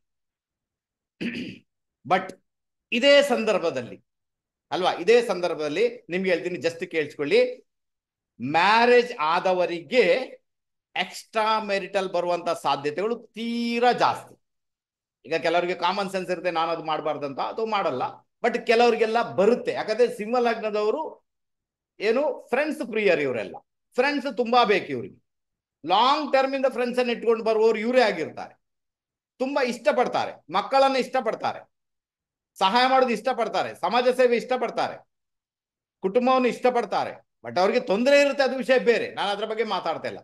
ಬಟ್ 30-39 ಮದುವೆ ಆಗಿದ್ರು ಕೂಡ ಒಂದು ಎಕ್ಸ್ಟ್ರಾ ಮೆರಿಟಲ್ ಅಂತ ಬರ್ಲಿಕ್ಕೆ ಶುರುವಾಗುತ್ತೆ. ಅದನ್ನ ಎಷ್ಟರ ಮಟ್ಟಿಗೆ ಕಂಟ್ರೋಲ್ ಮಾಡಿದ್ರೆ ನಿಮ್ಗೆ ಬಿಟ್ಟದ್ದು. ಮದುವೆ ಆಗದವ್ರಿಗೆ ಅದಂತೂ ಪಕ್ಕ, ಮತ್ತೆ ಅವ್ರ ಜೊತೆನೆ ಮದುವೆ ಕೂಡ ಆಗ್ಬೋದು, ಅದು ವಿಷಯ ಬೇರೆ, ಅದಂತೂ ಬರುತ್ತೆ. ಇದರ ಬಗ್ಗೆ ಗಮನ ಕೊಡಿ. ಇನ್ನೊಮ್ಮೆ ಏನಾಗುತ್ತೆ, 30-39 ರನ್ನಿಂಗ್ ಆಗುವಾಗ ನೀವು ಗುರುವಿನ ಸೇವೆ ಮಾಡುವಂಥದ್ದು, ಆಧ್ಯಾತ್ಮದಲ್ಲಿ ಬಹಳ ವಿಶೇಷವಾಗಿ ಹೋಗುವಂಥದ್ದು, ಯಾವುದೇ ಒಂದು ರೂಪದಲ್ಲಿ ಆಧ್ಯಾತ್ಮದಲ್ಲಿ ಹೊಸತನವನ್ನ ಕಂಡುಕೊಳ್ಳುವಂಥದ್ದು ಈ ಮೂಮೆಂಟ್ ಅಲ್ಲಿ ನಡೆಯುತ್ತೆ. ಅದು ಕೂಡ ನಿಮ್ಗೆ ಆಗುತ್ತೆ. ಒಟ್ಟಾರೆ ನೋಡ್ಲಿಕ್ಕೆ ಹೋದ್ರೆ 30-39 ಏಜ್ ಸೀರೀಸ್ ಏನಿದೆ ಸಿಂಹ ಲಗ್ನದವ್ರಿಗೆ ಒಂದು ಪಾತ್ ಕಂಡು ಬರುತ್ತೆ, ಒಂದು ದಾರಿ ಕಂಡು. ಯಾಕಂದ್ರೆ ಇವರು 20-29 ಇದೆಯಲ್ವಾ, ಕೆಲವರೆಲ್ಲ ಲೈಫೇ ಬೇಡ ಅಂತ ಹೋಗೋದವ್ರು ಇದ್ದಾರೆ. 20-29 ಎ ಸೀರೀಸ್ ಅಲ್ಲಿ ಸಿಂಹ ಲಗ್ನದವರು, ಅವ್ರಿಗೆ ತುಂಬಾ ಪ್ರಾಬ್ಲಮೆಟಿಕ್. ಅರ್ಥ ಆಯ್ತಾ? ಓಕೆನಾ? ಕೆಲವರಿಗೆ ಆಗ್ಲಿಕ್ಕಿಲ್ಲ. ಬಟ್ ಆಲ್ಮೋಸ್ಟ್ ಒಂದು 100 ಜಾತಕವನ್ನ ಸಿಂಹ ಲಗ್ನದ ಇಟ್ಟುಕೊಂಡ್ರೆ ಅದರಲ್ಲಿ 80% ಜನರಿಂದ 20-29 ವಿಪರೀತ ರೀತಿಯಲ್ಲಿ ಸಫರ್ ಆಗಿರ್ತಾರೆ. ಕುಟುಂಬ ಜೀವನ ತೊಂದರೆ, ಮದುವೆ ಜೀವನ ತೊಂದರೆ, ಮನೇನೆ ಬೇಡ, ದೂರ ಹೋಗ್ಬೇಡ ಅಂತ ಒಂದು ಡಿಸಿಷನ್ ತಗೊಳ್ತಾರೆ. ಯಾತೋ ಕೆಲವೊಮ್ಮೆ ಮನೆಯಿಂದ ದೂರ ಹೋಗ್ಬಿಡ್ತಾರೆ, ಬಚಾವ್ ಆಗ್ಬಿಡ್ತಾರೆ, ಏನು ತೊಂದರೆ ಇಲ್ಲ. ಅದೇ 30-39 ಮೇಷರಾಶಿ ಆಕ್ಟಿವೇಟ್ ಆಗುವುದರಿಂದ ಹೊಸತನ ನಿಮ್ಮ ಪಾಲಿಗೆ ಬರುತ್ತೆ ಅಂತ ಇಂಡಿಕೇಶನ್. ನಿಮ್ಮ ತಲೆ ಅಂದ್ರೆ ನಿಮ್ಮ ಥಾಟ್ ಪ್ಯಾಟರ್ನ್ ಅಲ್ಲಿ ಒಂದು ಭಾಗ್ಯದಲ್ಲಿ ಬಂದು ಯಾವಾಗಲೂ ಕೂಡ ಭಾಗ್ಯದ ಬಗ್ಗೆ ಚಿಂತೆ, ಅಭಿವೃದ್ಧಿ ಅಭಿವೃದ್ಧಿ ಅಭಿವೃದ್ಧಿ ಅಭಿವೃದ್ಧಿ, ಅದರ ಬಗ್ಗೆ ಚಿಂತೆ, ಅದರ ಬಗ್ಗೆ ಮಂತ್ರ ಪಠಣ, ಅದಕ್ಕೆ ಬೇಕಾಗಿ ಆಧ್ಯಾತ್ಮ. ಆ ಆಧ್ಯಾತ್ಮದಲ್ಲಿ ತುಂಬಾನೇ ಹೋಗ್ತೀರಾ. 30-39 ಆಧ್ಯಾತ್ಮಲ್ಲಿ ಬಹಳ ಡೆಪ್ತ್ ಲೆವೆಲ್ ಅಲ್ಲಿ ಹೋಗುವಂತಹ ಯೋಗ ಭಾಗ್ಯ ನಿಮ್ಮ ಪಾಲಿಗೆ ಕ್ರಿಯೇಟ್ ಆಗುತ್ತೆ. ಕೆಲವರೆಲ್ಲ ದೇವಸ್ಥಾನದಲ್ಲಿ ಹೋಗಿ ಸೇವೆ ಮಾಡ್ತಾರೆ, ಕೆಲವರೆಲ್ಲ ಗುರುವನ್ನ ವಿಶೇಷ ರೀತಿ ಫಾಲೋ ಮಾಡ್ತಾರೆ, ಕೆಲವರೆಲ್ಲ ಸಮಾಜ ಸೇವೆ ಮಾಡ್ತಾರೆ, ಅದರೆಲ್ಲ ಇವರಿಗೆ ಪ್ಲಸ್ ಪಾಯಿಂಟ್, ಏನು ತೊಂದರೆ ಇಲ್ಲ. ಅದರಿಂದಾಗಿ 30ರಿಂದ 39ರಲ್ಲಿ ಒಂದಷ್ಟು ವೇರಿಯೇಷನ್ಸ್ ಬಂದರೂ ಕೂಡ ಸಿಂಹ ಲಗ್ನದವ್ರಿಗೆ ಆ ಒಂದು ಗುರುವಿನ ಕೃಪೆ ಅಥವಾ ತಂದೆಯ ಸಪೋರ್ಟ್ ಅಥವಾ ನಿಮ್ಮ ಹೈಯರ್ ಎಜುಕೇಶನ್ ಯಾವುದೇ ಒಂದು ರೂಪದಲ್ಲಿ ಏನಾಗುತ್ತೆ, ಒಂದು ದೊಡ್ಡ ಮಟ್ಟಿಗೆ ಇಂಪ್ಯಾಕ್ಟ್ ಅನ್ನ ಕ್ರಿಯೇಟ್ ಮಾಡುತ್ತೆ. ಒಂದಂತೂ ನೆನ್ಪಿಟ್ಕೊಳ್ಬೇಕು, ಏನ್ ಗೊತ್ತಾ, 30ರಿಂದ 39ರಲ್ಲಿ ಇದೇನುಂಟು ನಿಮ್ಮ ಭಾಗ್ಯಸ್ಥಾನ. ಈ ಭಾಗ್ಯಸ್ಥಾನ ಅಂದ್ರೇನು, ನಿಮ್ಮ 3ನೇ ಮನೆಗೆ ಅದು 7ನೇ ಮನೆ. ಓಕೆನಾ, ನಿಮ್ಮ 3ನೇ ಮನೆಗೆ ಅದು 7ನೇ ಮನೆ. ಅಂದ್ರೆ ನಿಮ್ಮ ಒಡ ಹುಟ್ಟಿದವರ ಮ್ಯಾರಿಡ್ ಲೈಫ್, ಒಡ ಹುಟ್ಟಿದವರ ಮ್ಯಾರಿಡ್ ಲೈಫ್ ಅಲ್ಲಿ ಡಿಸ್ಟರ್ಬೆನ್ಸ್ ಆಗ್ಬೋದು, ಅಚಾನಕ್ ಆಗಿ ಮ್ಯಾರೇಜ್ ಕೂಡ ಆಗ್ಬೋದು, ಮೇ ಬಿ ಅವ್ರ ಜೊತೆಗೆ ಜಗಳ ಕೂಡ ಆಗ್ಬೋದು, ಸಮಸ್ಯೆಗಳು ಕೂಡ ಆಗ್ಬೋದು. ಅದರ ಜೊತೆಗೆ ನೀವು ಅದನ್ನ ಸರಿ ಮಾಡಬೇಕಾದಂತಹ ಅನಿವಾರ್ಯತೆ ಕೂಡ ನಿಮ್ಮ ಪಾಲಿಗೆ ಬರ್ಬೋದು. ಇದು ಒಂದು ವಿಚಾರ ಅರ್ಥ ಮಾಡ್ಕೊಳ್ಳಿಕ್ಕೆ ಪ್ರಯತ್ನ ಮಾಡಿ, ಬಹಳ ಬಹಳ ಫೇವರಬಲ್ ಆಗುತ್ತೆ. ಓಕೆನಾ, ಈಗ ಗೊತ್ತಾಯ್ತು ನಿಮಗೆ ಸಿಂಹ ಲಗ್ನಕ್ಕೆ ಮೇಷರಾಶಿ ಭಾಗ್ಯದಲ್ಲಿ ಬಂದಾಗ ಯಾವ ರೀತಿ ಬ್ಲಾಂಕ್ ಚಾರ್ಟ್ ಪ್ರೆಡಿಕ್ಷನ್ ಇರ್ತದೆ. ಯಾರೆಲ್ಲ ಸಿಂಹ ಲಗ್ನದವರು ಇದ್ದಾರೆ ನಮ್ಗೆ ಅದರ ಬಗ್ಗೆ ಬರೆದು ತಿಳಿಸಿ, ಬಹಳ ಫೇವರಬಲ್ ಆಗುತ್ತೆ. ಇನ್ನು ನಮ್ಮ ಸಿಂಹ ಲಗ್ನದವರು ಭಾಗ್ಯಸ್ಥಾನದಲ್ಲಿ ಸಿಂಹ ಲಗ್ನದವರಿಗೆ ಮೇಷರಾಶಿ ಬಂದಿರುವುದರಿಂದ ಅವ್ರು ಯಾವಾಗ ಆಧ್ಯಾತ್ಮದಲ್ಲಿ ಹೋಗ್ತಾರೆ, ಯಾವಾಗ ಗುರುವಿನ ಸೇವೆ ಮಾಡ್ತಾರೆ, ಯಾವಾಗ ತಂದೆ ಸೇವೆ ಮಾಡ್ತಾರೆ, ಯಾವಾಗ ಹೈಯರ್ ಎಜುಕೇಶನ್ ಮಾಡ್ತಾರೆ, ಅಲ್ಲಿಂದ ಇವರ ಲೈಫ್ ಸ್ಟಾರ್ಟ್ ಆಗುತ್ತೆ. ಅಲ್ಲಿಂದ ಇವರು ಮುಂದುವರಿತಾರೆ, ಲೈಫಲ್ಲಿ ಏನು ತೊಂದರೆ ಇಲ್ಲ. ಕನ್ಯಾ ಲಗ್ನಕ್ಕೆ ಬಂದ್ಬೇಡ. ಕನ್ಯಾ ಲಗ್ನದವರಿಗೆ ಮೇಷರಾಶಿ ನೈಸರ್ಗಿಕ ಜನ್ಮ ಕುಂಡಲಿಯ 1ನೇ ಮನೆ ಅಷ್ಟಮ ಸ್ಥಾನದಲ್ಲಿದೆ, 8ನೇ ಮನೆಯಲ್ಲಿ ಬಂದಿದೆ. ಓಕೆನಾ, ಆಕ್ಚುಲಿ ಒಳ್ಳೆ ಲಕ್ಷಣ ಅಲ್ಲ. ನಿಮ್ಮ ಲೈಫ್ ಎಲ್ಲಿಂದ ಸ್ಟಾರ್ಟ್ ಆಗ್ಬೇಕು, 8ನೇ ಮನೆಯಿಂದ ಸ್ಟಾರ್ಟ್ ಆಗ್ಬೇಕು ಈಗ ಅಲ್ವಾ. ಅದಕ್ಕೋಸ್ಕರ ನೀವು ಬಹಳ ಗುಪ್ತ ರೀತಿಯಲ್ಲಿ ಇರಬೇಕಾದಂತಹ ಅನಿವಾರ್ಯತೆ ಅಲ್ವಾ. ಈ ಪಾರ್ಟ್ ಏನು, ಇದು 20ರಿಂದ 29ರಲ್ಲೇ ನಿಮ್ಗೆ ಆಕ್ಟಿವೇಟ್ ಆಗುತ್ತೆ. 20 to 29 ಬಹಳಷ್ಟು ಸ್ಟ್ರಗಲ್ ಮಾಡಿಸುತ್ತೆ, ಬಹಳಷ್ಟು ವೇರಿಯೇಷನ್ಸ್, ಆರೋಗ್ಯದಲ್ಲಿ ಸಮಸ್ಯೆ, ಹೈಯರ್ ಎಜುಕೇಶನ್ಗೆ ಸಮಸ್ಯೆ, ಕೆಲವೊಂದು ಬಾರಿ ವಿಪರೀತ ರೀತಿಯ ಸಮಸ್ಯೆಗಳನ್ನ ಕ್ರಿಯೇಟ್ ಮಾಡಬಲ್ಲ. ಇವರು 8ನೇ ಮನೆಯಲ್ಲಿ ಸ್ಟೇಬಲ್ ಆಗ್ಬೇಕು. ಹೇಗೆ ಆದಷ್ಟು ಸಾಧ್ಯ ಆದ ರಹಸ್ಯ ವಿದ್ಯೆಗಳನ್ನ ಕಲಿಬೇಕು.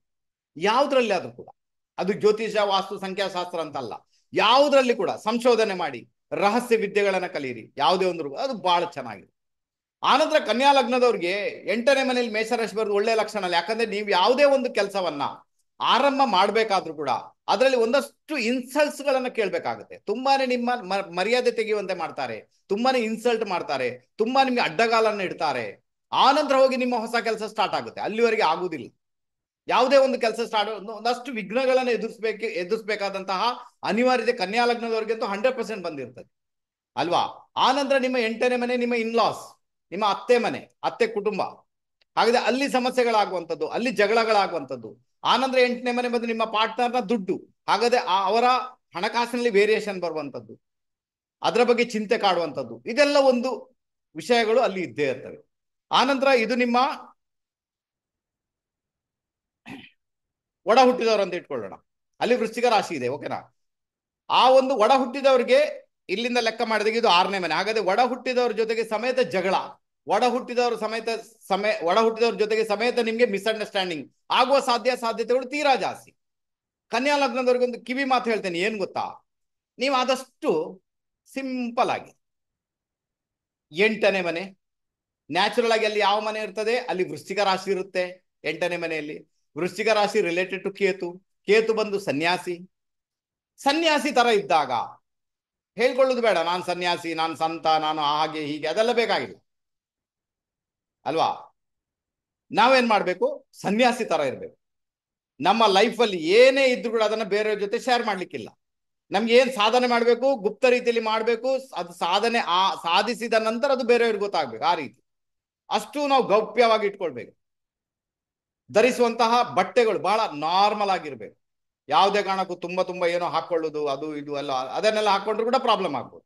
ಅದಕ್ಕೆ ಆದಷ್ಟು ಸಿಂಪ್ಲಿಸಿಟಿ, ಕೇತುವಿನ ತರ ಇದ್ದು ಇಲ್ಲದ ಹಾಗೆ ಯಾರೆಲ್ಲ ಇರ್ಲಿಕ್ಕೆ ಪ್ರಯತ್ನ ಮಾಡಿ, ಅಲ್ಲಿಂದ ನಿಮ್ಮ ಲೈಫ್ ಬಿಗಿನಿಂಗ್ ಆಗುತ್ತೆ, ಅಲ್ಲಿಂದ ನಿಮ್ಮ ಲೈಫ್ ಸ್ಟಾರ್ಟ್ ಆಗುತ್ತೆ, ಅಲ್ಲಿಂದ ನಿಮ್ಮ ಲೈಫಲ್ಲಿ ಹೊಸತನ ಬರುತ್ತೆ. ಬೇಕಾದ್ರೆ ಟ್ರೈ ಮಾಡಿ ಖಂಡಿತ ನೋಡ್ಬೋದು.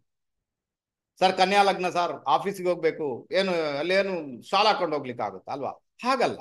ಈ ಆಭರಣಗಳು ತುಂಬಾ, ಬ್ರೆಸ್ಲೆಟ್, ವಾಚು, ಉಂಗುರ, ನಾನೆಲ್ಲ ಇದನ್ನೆಲ್ಲ ತೆಗೆದಿಟ್ಟು ಒಂದು ಸಿಂಪಲ್ ವೇಲಿ ನಿಮ್ಮ ಲೈಫನ್ನ ಸ್ಟಾರ್ಟ್ ಮಾಡಿ ನೋಡಿ. ನಿಮ್ಗೆ ಏನೆಲ್ಲ ಪ್ರಾಸ್ಪರಿಟಿ ಬೇಕು ಲೈಫಲ್ಲಿ ಅದೆಲ್ಲವೂ ಕೂಡ ಬರ್ಬೋದು ನಮ್ಮ ಕನ್ಯಾ ಲಗ್ನದವ್ರಿಗೆ. ಬೇಕಾದ್ರೆ ಟ್ರೈ ಮಾಡಿ ನೋಡ್ಬೋದು.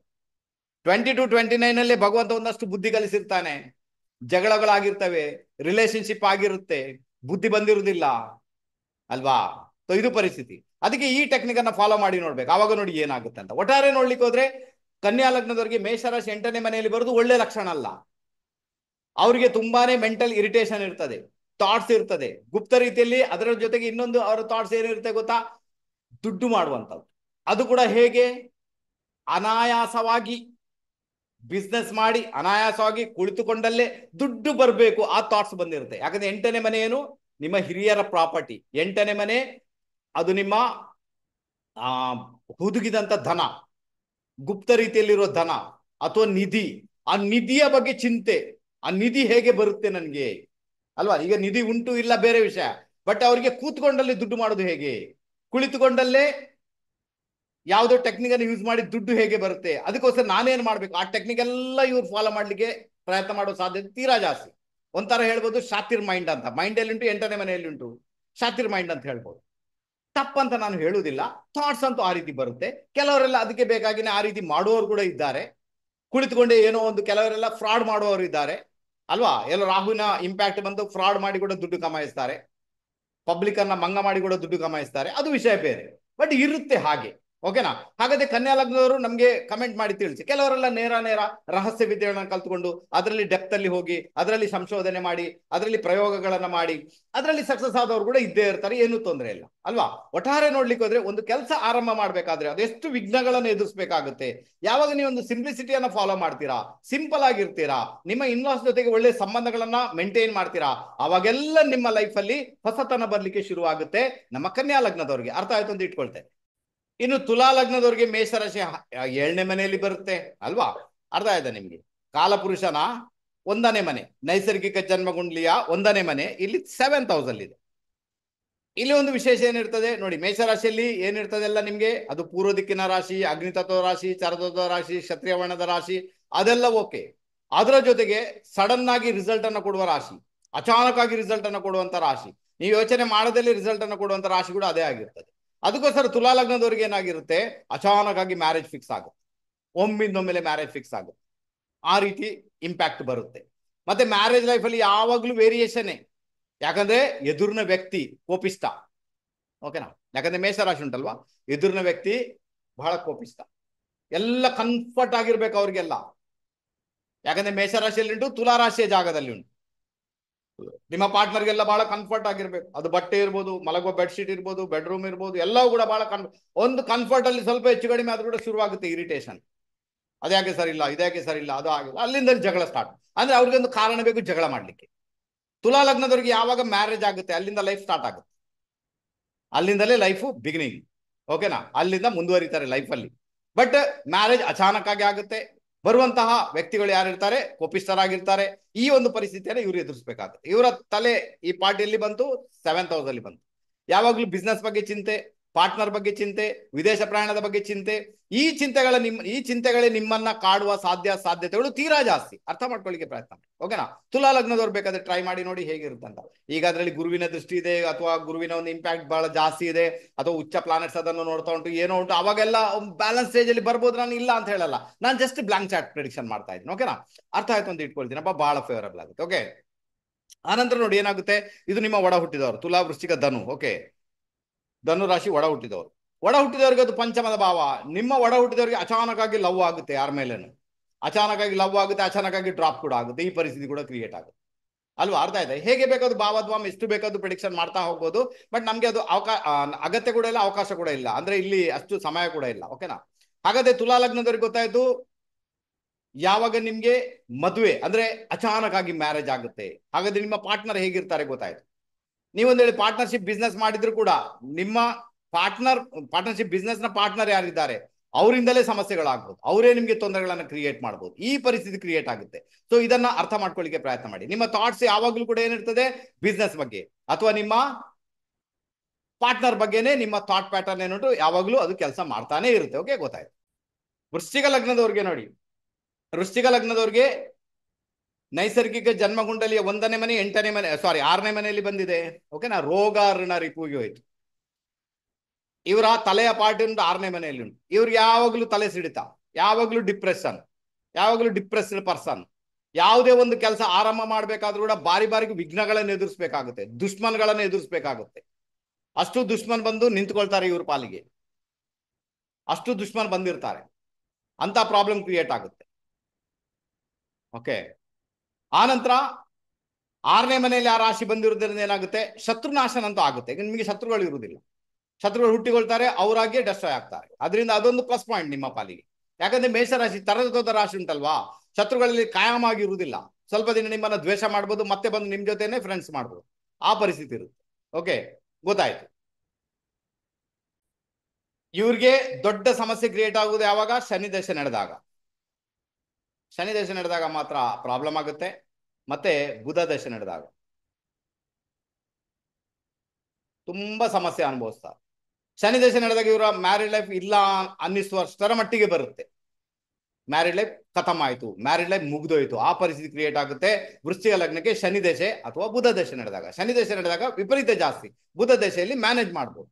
ಬೇಕಾದ್ರೆ ವೃಶ್ಚಿಕ ಲಗ್ನದವ್ರು ನೋಡಿ, ನಿಮ್ಗೆ ಶನಿ ದಶೆ ಬಂದಿದ್ಯಾ, ಅವಾಗ ಗೊತ್ತಾಗುತ್ತೆ ನಿಮ್ಗೆ ಶನಿ ದಶೆ ಬಂದಾಗ ನಿಮ್ಮ ಮ್ಯಾರಿಡ್ ಲೈಫ್ ಹೇಗಿತ್ತು ಅಲ್ವಾ, ಆರೋಗ್ಯ ಹೇಗಿತ್ತು ಎಲ್ಲ ಗೊತ್ತಾಗ್ಲಿಕ್ಕೆ ಸ್ಟಾರ್ಟ್ ಆಗುತ್ತೆ. ಓಕೆ, ಸೊ ಇದು ಪರಿಸ್ಥಿತಿ ಅರ್ಥ ಆಯ್ತು ಅಂತ ಇಟ್ಕೊಳ್ತೇನೆ. ಅದಕ್ಕೆ ವೃಶ್ಚಿಕ ಲಗ್ನದವರಿಗೆ ಮೇಷರಾಶಿ 6ನೇ ಮನೆಯಲ್ಲಿ ಬಂದಿರುವುದರಿಂದ ಯಾವುದೇ ಕೆಲಸವನ್ನ ಆರಂಭ ಮಾಡ್ಬೇಕಾದ್ರೂ ಕೂಡ ಬಾರಿ ಬಾರಿ ವಿಘ್ನಗಳನ್ನು ಎದುರಿಸಿನೇ ನೀವು ಮುಂದೆ ಹೋಗ್ಬೇಕು. ಓಕೆ, ಅರ್ಥ ಆಯ್ತು. ಸೊ ಇದನ್ನ ಅರ್ಥ ಮಾಡ್ಕೊಳ್ಳಿಕ್ಕೆ ಪ್ರಯತ್ನ ಮಾಡಿ. ನಿಮ್ಮ ತಲೆಯ ಪಾರ್ಟಿಯಲ್ಲಿ ಉಂಟು 6ನೇ ಮನೆಯಲ್ಲಿ ಸೇವೆ ಮಾಡ್ಬೇಕಂತ ನಿಮ್ಗೆ ಬಾರಿ ಬಾರಿಗೂ ಸೇವೆ ಮಾಡ್ಲಿಕ್ಕೆ ಸಿಗುತ್ತೆ. ಯಾರ್ದಾದ್ರೂ ಕೂಡ ಮನೆಯಲ್ಲಿ ಹಿರಿಯರದ್ದು ಸೇವೆ ಮಾಡ್ಲಿಕ್ಕೆ, ತಂದೆ ತಾಯಿ ಹಿರಿಯರು ಯಾರೇ ಇದ್ರು ಕೂಡ ಅವರ ಸೇವೆ ಮಾಡ್ಲಿಕ್ಕೆ ಸಿಗುತ್ತೆ. ಅಥವಾ ಗಂಡನ ಒಡ ಹುಟ್ಟಿದವರ ಸೇವೆ ಮಾಡ್ಲಿಕ್ಕೆ ಕೂಡ ನಿಮ್ಗೆ ಸಿಗ್ಬೋದು. ಆ ಪರಿಸ್ಥಿತಿ ಕ್ರಿಯೇಟ್ ಆಗಿರುತ್ತೆ ಅಲ್ವಾ. ಒಟ್ಟಾರೆ ನೋಡ್ಲಿಕ್ಕೆ ಹೋದ್ರೆ ಏನಾಗುತ್ತೆ ನೋಡಿ, ಅಲ್ಲಿ ನಿಮ್ಮ 6ನೇ ಮನೆಯಲ್ಲಿ ಮೇಷರಾಶಿ ಇರುವುದನ್ನು ಯಾವಾಗ ನೀವು ಸೇವೆ ಮಾಡ್ಲಿಕ್ಕೆ ಶುರು ಮಾಡ್ತೀರಾ, ಸೇವೆ ಅಂತ ಬರುತ್ತೆ, ಆ ನಂತರ ನಿಮ್ಮ ಕೆಲಸ ಕಾರ್ಯಗಳು ಮುಂದುವರಲಿಕ್ಕೆ ಶುರು ಆಗ್ತವೆ.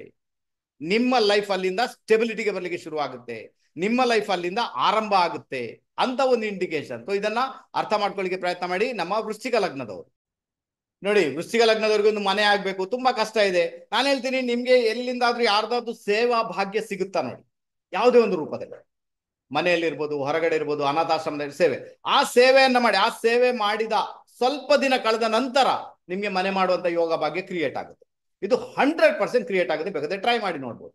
ಅದರ ಅರ್ಥ ಏನು ಅಂದ್ರೆ, ವೃಶ್ಚಿಕ ಲಗ್ನದವ್ರಿಗೆ ಯಾವುದೇ ಒಂದು ಕೆಲಸ ಆಗ್ಬೇಕಾದ್ರೂ ಕೂಡ ನೀವು ಸೇವೆಯಲ್ಲಿ ಇದ್ದಾಗಲೇ ಆ ಕೆಲಸ ನೆರವೇರುತ್ತೆ, ಹೊಸತನ ನಿಮ್ಮ ಪಾಲಿಗೆ ಬರುತ್ತೆ.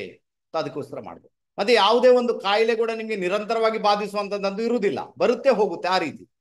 ಈಗ ಅಲ್ಲಿ ಪ್ಲಾನೆಟರಿ ಪೊಸಿಷನ್ ಅನ್ನು ನೋಡ್ಕೊಂಡ ನಂತರ ಡಿಸಿಷನ್ ಬೇರೆ.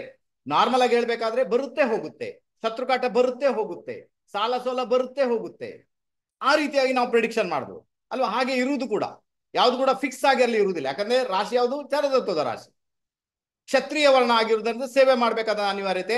6ನೇ ಮನೆ ಅಂದ್ರೆ ಸೇವೆ. ಹಾಗಾದ್ರೆ ವೃಶ್ಚಿಕ ಲಗ್ನದವ್ರಿಗೆ ಏನ್ ಮಾಡ್ಬೇಕು, ತಕ್ಕ ಮಟ್ಟಿಗೆ ನಿಮ್ಗೆ ಗೊತ್ತಾಯ್ತು. ಇನ್ನು ತುಲಾ ಲಗ್ನದವರಿಗೆ 7th ಹೌಸ್ ಅಲ್ಲಿ ಮೇಷರಾಶಿ ಬರುತ್ತಲ್ವಾ, ಅವರಿಗೆ ಮದುವೆ ಆದ ನಂತರ ಅವರ ಕೆಲಸ ಕಾರ್ಯಗಳು ಮುಂದುವರಿಲಿಕ್ಕೆ ಸ್ಟಾರ್ಟ್ ಆಗ್ತವೆ, ಚಿಂತೆ ಮಾಡುವಂತ ಅಗತ್ಯ ಇಲ್ಲ. ಇವ್ರಿಗೆ ಹಾಗಲ್ಲ, ಇವ್ರಿಗೆ 6ನೇ ಮನೆಯನ್ನ ಕಂಟಿನ್ಯೂ ಇಟ್ಕೊಳ್ಬೇಕಾಗುತ್ತೆ ಸೇವೆಯ ಮುಖಾಂತರ. ಅದಕ್ಕೇನೆ ಇವ್ರಿಗೆ ಶನಿ ದಶೆ ಬುಧ ದಶೆ ಏನುಂಟು ಅದು ತುಂಬಾನೇ ಪ್ರಾಬ್ಲಮ್ ಅನ್ನ ಕ್ರಿಯೇಟ್ ಮಾಡುವಂತದ್ದು. ಏಜ್ ಸೀರೀಸ್ ಅನ್ನ ನೋಡ್ಬೇಕಾದ್ರೆ 60ರಿಂದ 69ರಲ್ಲಿ ಈ ಪಾರ್ಟ್ ಆಕ್ಟಿವೇಟ್ ಆಗುವಂತದ್ದು. ಓಕೆನಾ, ಆ ಮೂಮೆಂಟ್ ಅಲ್ಲಿ ನಿಮ್ಗೆ ಸಮಸ್ಯೆಗಳು ಜಾಸ್ತಿನೇ ಕ್ರಿಯೇಟ್ ಆಗುವಂತ ಸಾಧ್ಯತೆಗಳು ತೀರಾ ಜಾಸ್ತಿ. ಇದು ಹೌಸ್ ಕೋಡಿಂಗ್ ಟೆಕ್ನಿಕ್ ಅಂತ ಹೇಳಿದ್ದೇನೆ. ಇನ್ನು ಗ್ರಹಗತಿಗಳನ್ನು ನೋಡ್ಕೊಂಡು ಮತ್ತೆ ಬೇರೆನೆ ಪ್ರಿಡಿಕ್ಷನ್ ಬರುತ್ತೆ ನೋಡಿ. ವೃಶ್ಚಿಕ ಲಗ್ನದವ್ರಿಗೆ ಯಾವಾಗ್ಲೂ ಕೂಡ ತಲೆಗೆ ಸಂಬಂಧಪಟ್ಟ ತೊಂದರೆಗಳು ಬಾರಿ ಬಾರಿಗೂ ಕಾಡುತ್ತೆ. ಅದು ತಲೆ ಸಿಡಿದಿರ್ಬೋದು, ಡಿಪ್ರೆಸ್ಡ್ ಇರ್ಬೋದು, ಯಾವುದೇ ಒಂದು ರೂಪದಲ್ಲಿ ಅದು ನಿಮ್ಮನ್ನ ಕಾಡುವ ಸಾಧ್ಯತೆಗಳು ಕೂಡ ತೀರಾ ಜಾಸ್ತಿ. ಓಕೆ, ಗೊತ್ತಾಯ್ತು ಅಂತ ಇಟ್ಕೊಳ್ಳಿ. ಇನ್ನು ಧನುರ್ ಲಗ್ನವನ್ನು ತೆಗೆದುಕೊಂಡಾಗ ನೈಸರ್ಗಿಕ ಜನ್ಮಗುಂಡಲಿಯ 1ನೇ ಮನೆ ಇಲ್ಲಿ 5ನೇ ಮನೆಯಲ್ಲಿದೆ. ಓಕೆ, ಪರವಾಗಿಲ್ಲ, ಒಳ್ಳೆ ಲಕ್ಷಣ ಅಲ್ವಾ. ಅಂದ್ರೆ ಲೈಫ್ ಎಲ್ಲಿಂದ ಸ್ಟಾರ್ಟ್ ಆಗುತ್ತೆ, ವಿದ್ಯೆ ಕಂಪ್ಲೀಟ್ ಆದ ನಂತರ, ವಿದ್ಯೆಯ ಮುಖಾಂತರ ಲೈಫ್ ಸ್ಟಾರ್ಟ್ ಆಗುತ್ತೆ, ಅಥವಾ ಮಕ್ಕಳಾದ ನಂತರ ಲೈಫ್ ಸ್ಟಾರ್ಟ್ ಆಗುತ್ತೆ. ಸ್ನೇಹಿತರ ಮುಖಾಂತರ ಹೇಳ್ಬೋದು, ಬಟ್ ಅದು ಯಾವುದು ಫಿಕ್ಸ್ ಅಂತ ಇರುವುದಿಲ್ಲ. ಧನು ಲಗ್ನ ಜಾತಕಕ್ಕೆ ಸ್ನೇಹಿತರು ಫಿಕ್ಸ್ ಅಂತ ಇರುವುದಿಲ್ಲ. ಸ್ವಲ್ಪ ಸಮಯ ಒಬ್ರು ಇರ್ತಾರೆ, ಮತ್ತೆ ಬೇರೆನೇ ಇರ್ತಾರೆ, ಇದು ಪರಿಸ್ಥಿತಿ.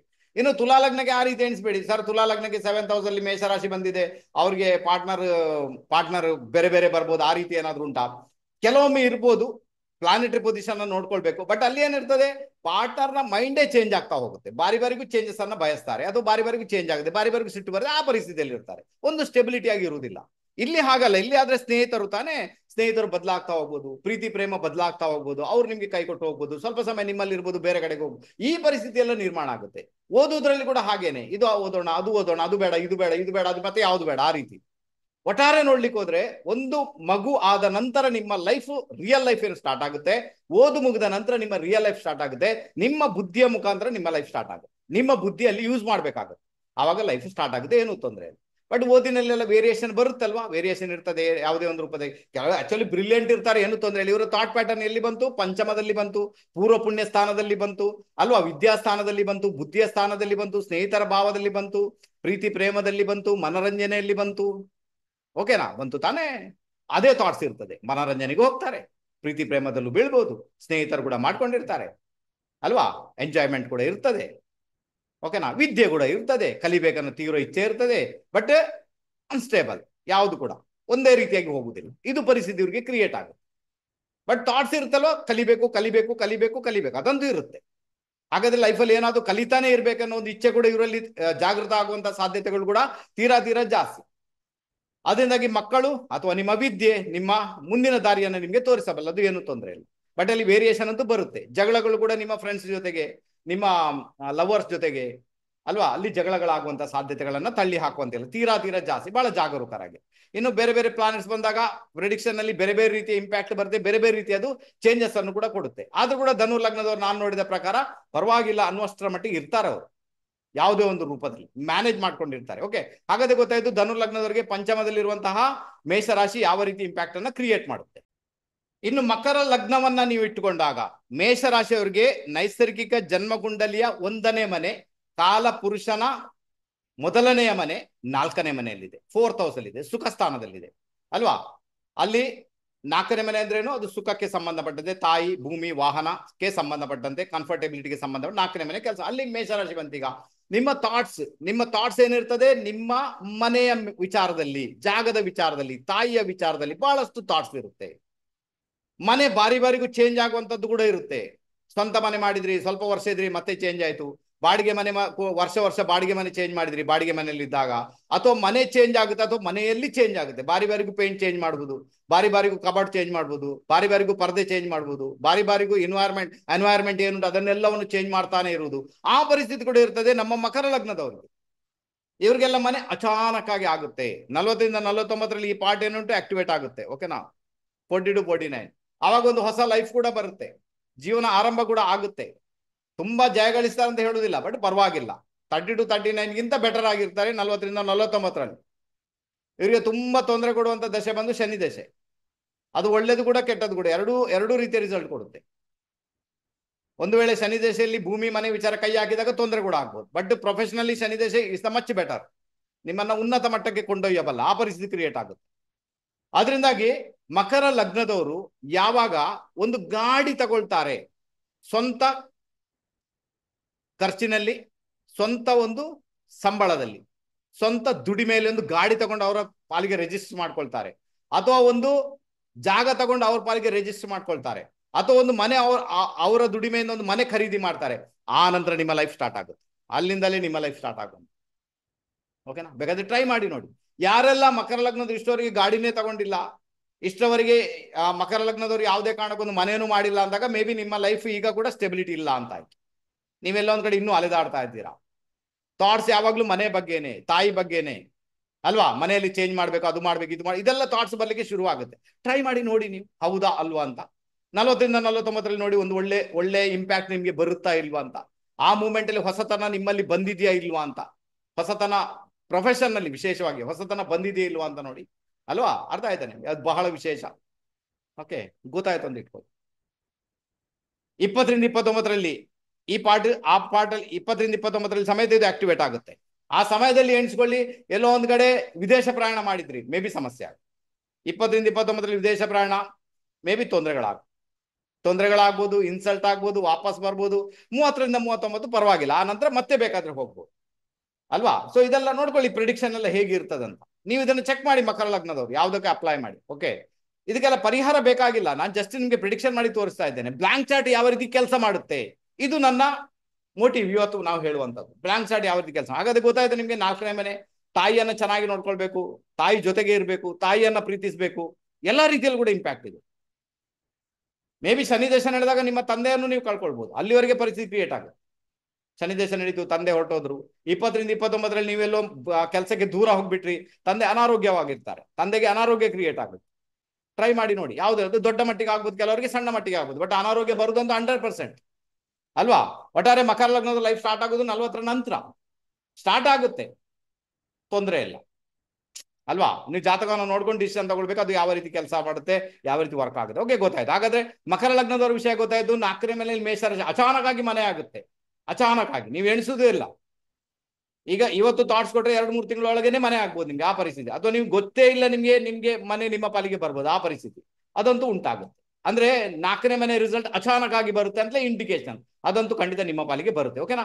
ಗೊತ್ತಾಯ್ತು ಅಂತ ಇಟ್ಕೊಳ್ತೇನೆ. ಮೇಷರಾಶಿ 4ನೇ ಮನೆಯಲ್ಲಿ ಇರುವುದನ್ನು ತಾಯಿ ಜೊತೆಗೆ ಜಗಳ ಮಾಡಬೇಡಿ, ಮನೆಯಲ್ಲಿ ಜಗಳಗಳಾಗುವ ಸಾಧ್ಯತೆಗಳು ಇರ್ತವೆ, ಸೈಲೆಂಟ್ ಆಗಿರಿ ಅಂತ ಹೇಳ್ತೇನೆ. ಮಕರ ಲಗ್ನದವರ ಫ್ಯಾಮಿಲಿಗೆ ತುಂಬಾನೇ ಇಂಪಾರ್ಟೆನ್ಸ್ ಅನ್ನು ಕೊಡೋದ್ರಿಂದ ಮನೆಯಲ್ಲಿ ಜಗಳಗಳಿರುವುದನ್ನ ನಾನು ನೋಡಿದ್ದು ಕಡಿಮೆ. ಓಕೆ, ಅರ್ಥ ಆಯ್ತು ಅಂತ ಇಟ್ಕೊಳ್ಳಿ. ಇನ್ನು ಕುಂಭ ಲಗ್ನವನ್ನು ತೆಗೆದುಕೊಂಡಾಗ ನೈಸರ್ಗಿಕ ಜನ್ಮಗುಂಡಲಿಯ 1ನೇ ಮನೆ, ಕಾಲಪುರುಷನ 1ನೇ ಮನೆಯಲ್ಲಿದೆ, ಥರ್ಡ್ ಹೌಸ್ ಅಲ್ಲಿದೆ, ಪರಾಕ್ರಮದಲ್ಲಿದೆ. ರೈಟ್ ತಾನೆ? ಓಕೆನಾ? ಪರಾಕ್ರಮದಲ್ಲಿ ವೇರಿಯೇಷನ್ ಅಂತೂ ಬರುತ್ತೆ, 1ನೇ ವಿಚಾರ. ಒಡ ಹುಟ್ಟಿದವ್ರ ಜೊತೆಗೆ ಮತಭೇದಗಳು ಬರುತ್ತೆ, 2ನೇ ವಿಚಾರ. ಒಡ ಹುಟ್ಟಿದವ್ರ ಜಗಳಗಳು ಆಗುತ್ತೆ, 3ನೇ ವಿಚಾರ. ಅಕ್ಕಪಕ್ಕದ ಮನೆಯವ್ರ ಜೊತೆಗೂ ಜಗಳ ಆಗುತ್ತೆ, ಇದು 4ನೇ ವಿಚಾರ. ನಿಮ್ಮ ಥಾಟ್ ಪ್ಯಾಟರ್ನ್ ಅಲ್ಲಿ ಉಂಟು, 3ನೇ ಮನೆಯಲ್ಲಿ ಉಂಟು ಈಗ, ಅಲ್ವಾ? ಥಾಟ್ಸ್ ಭಯಂಕರ ಓಡ್ತಾ ಇರ್ತದೆ, ತಲೆ ಪುರ್ಸೊತ್ತೇ ಇಲ್ಲ, ಅದು ಲಂಗು ಲಗಾಮಿಲ್ಲದೆ ಓಡುತ್ತೆ.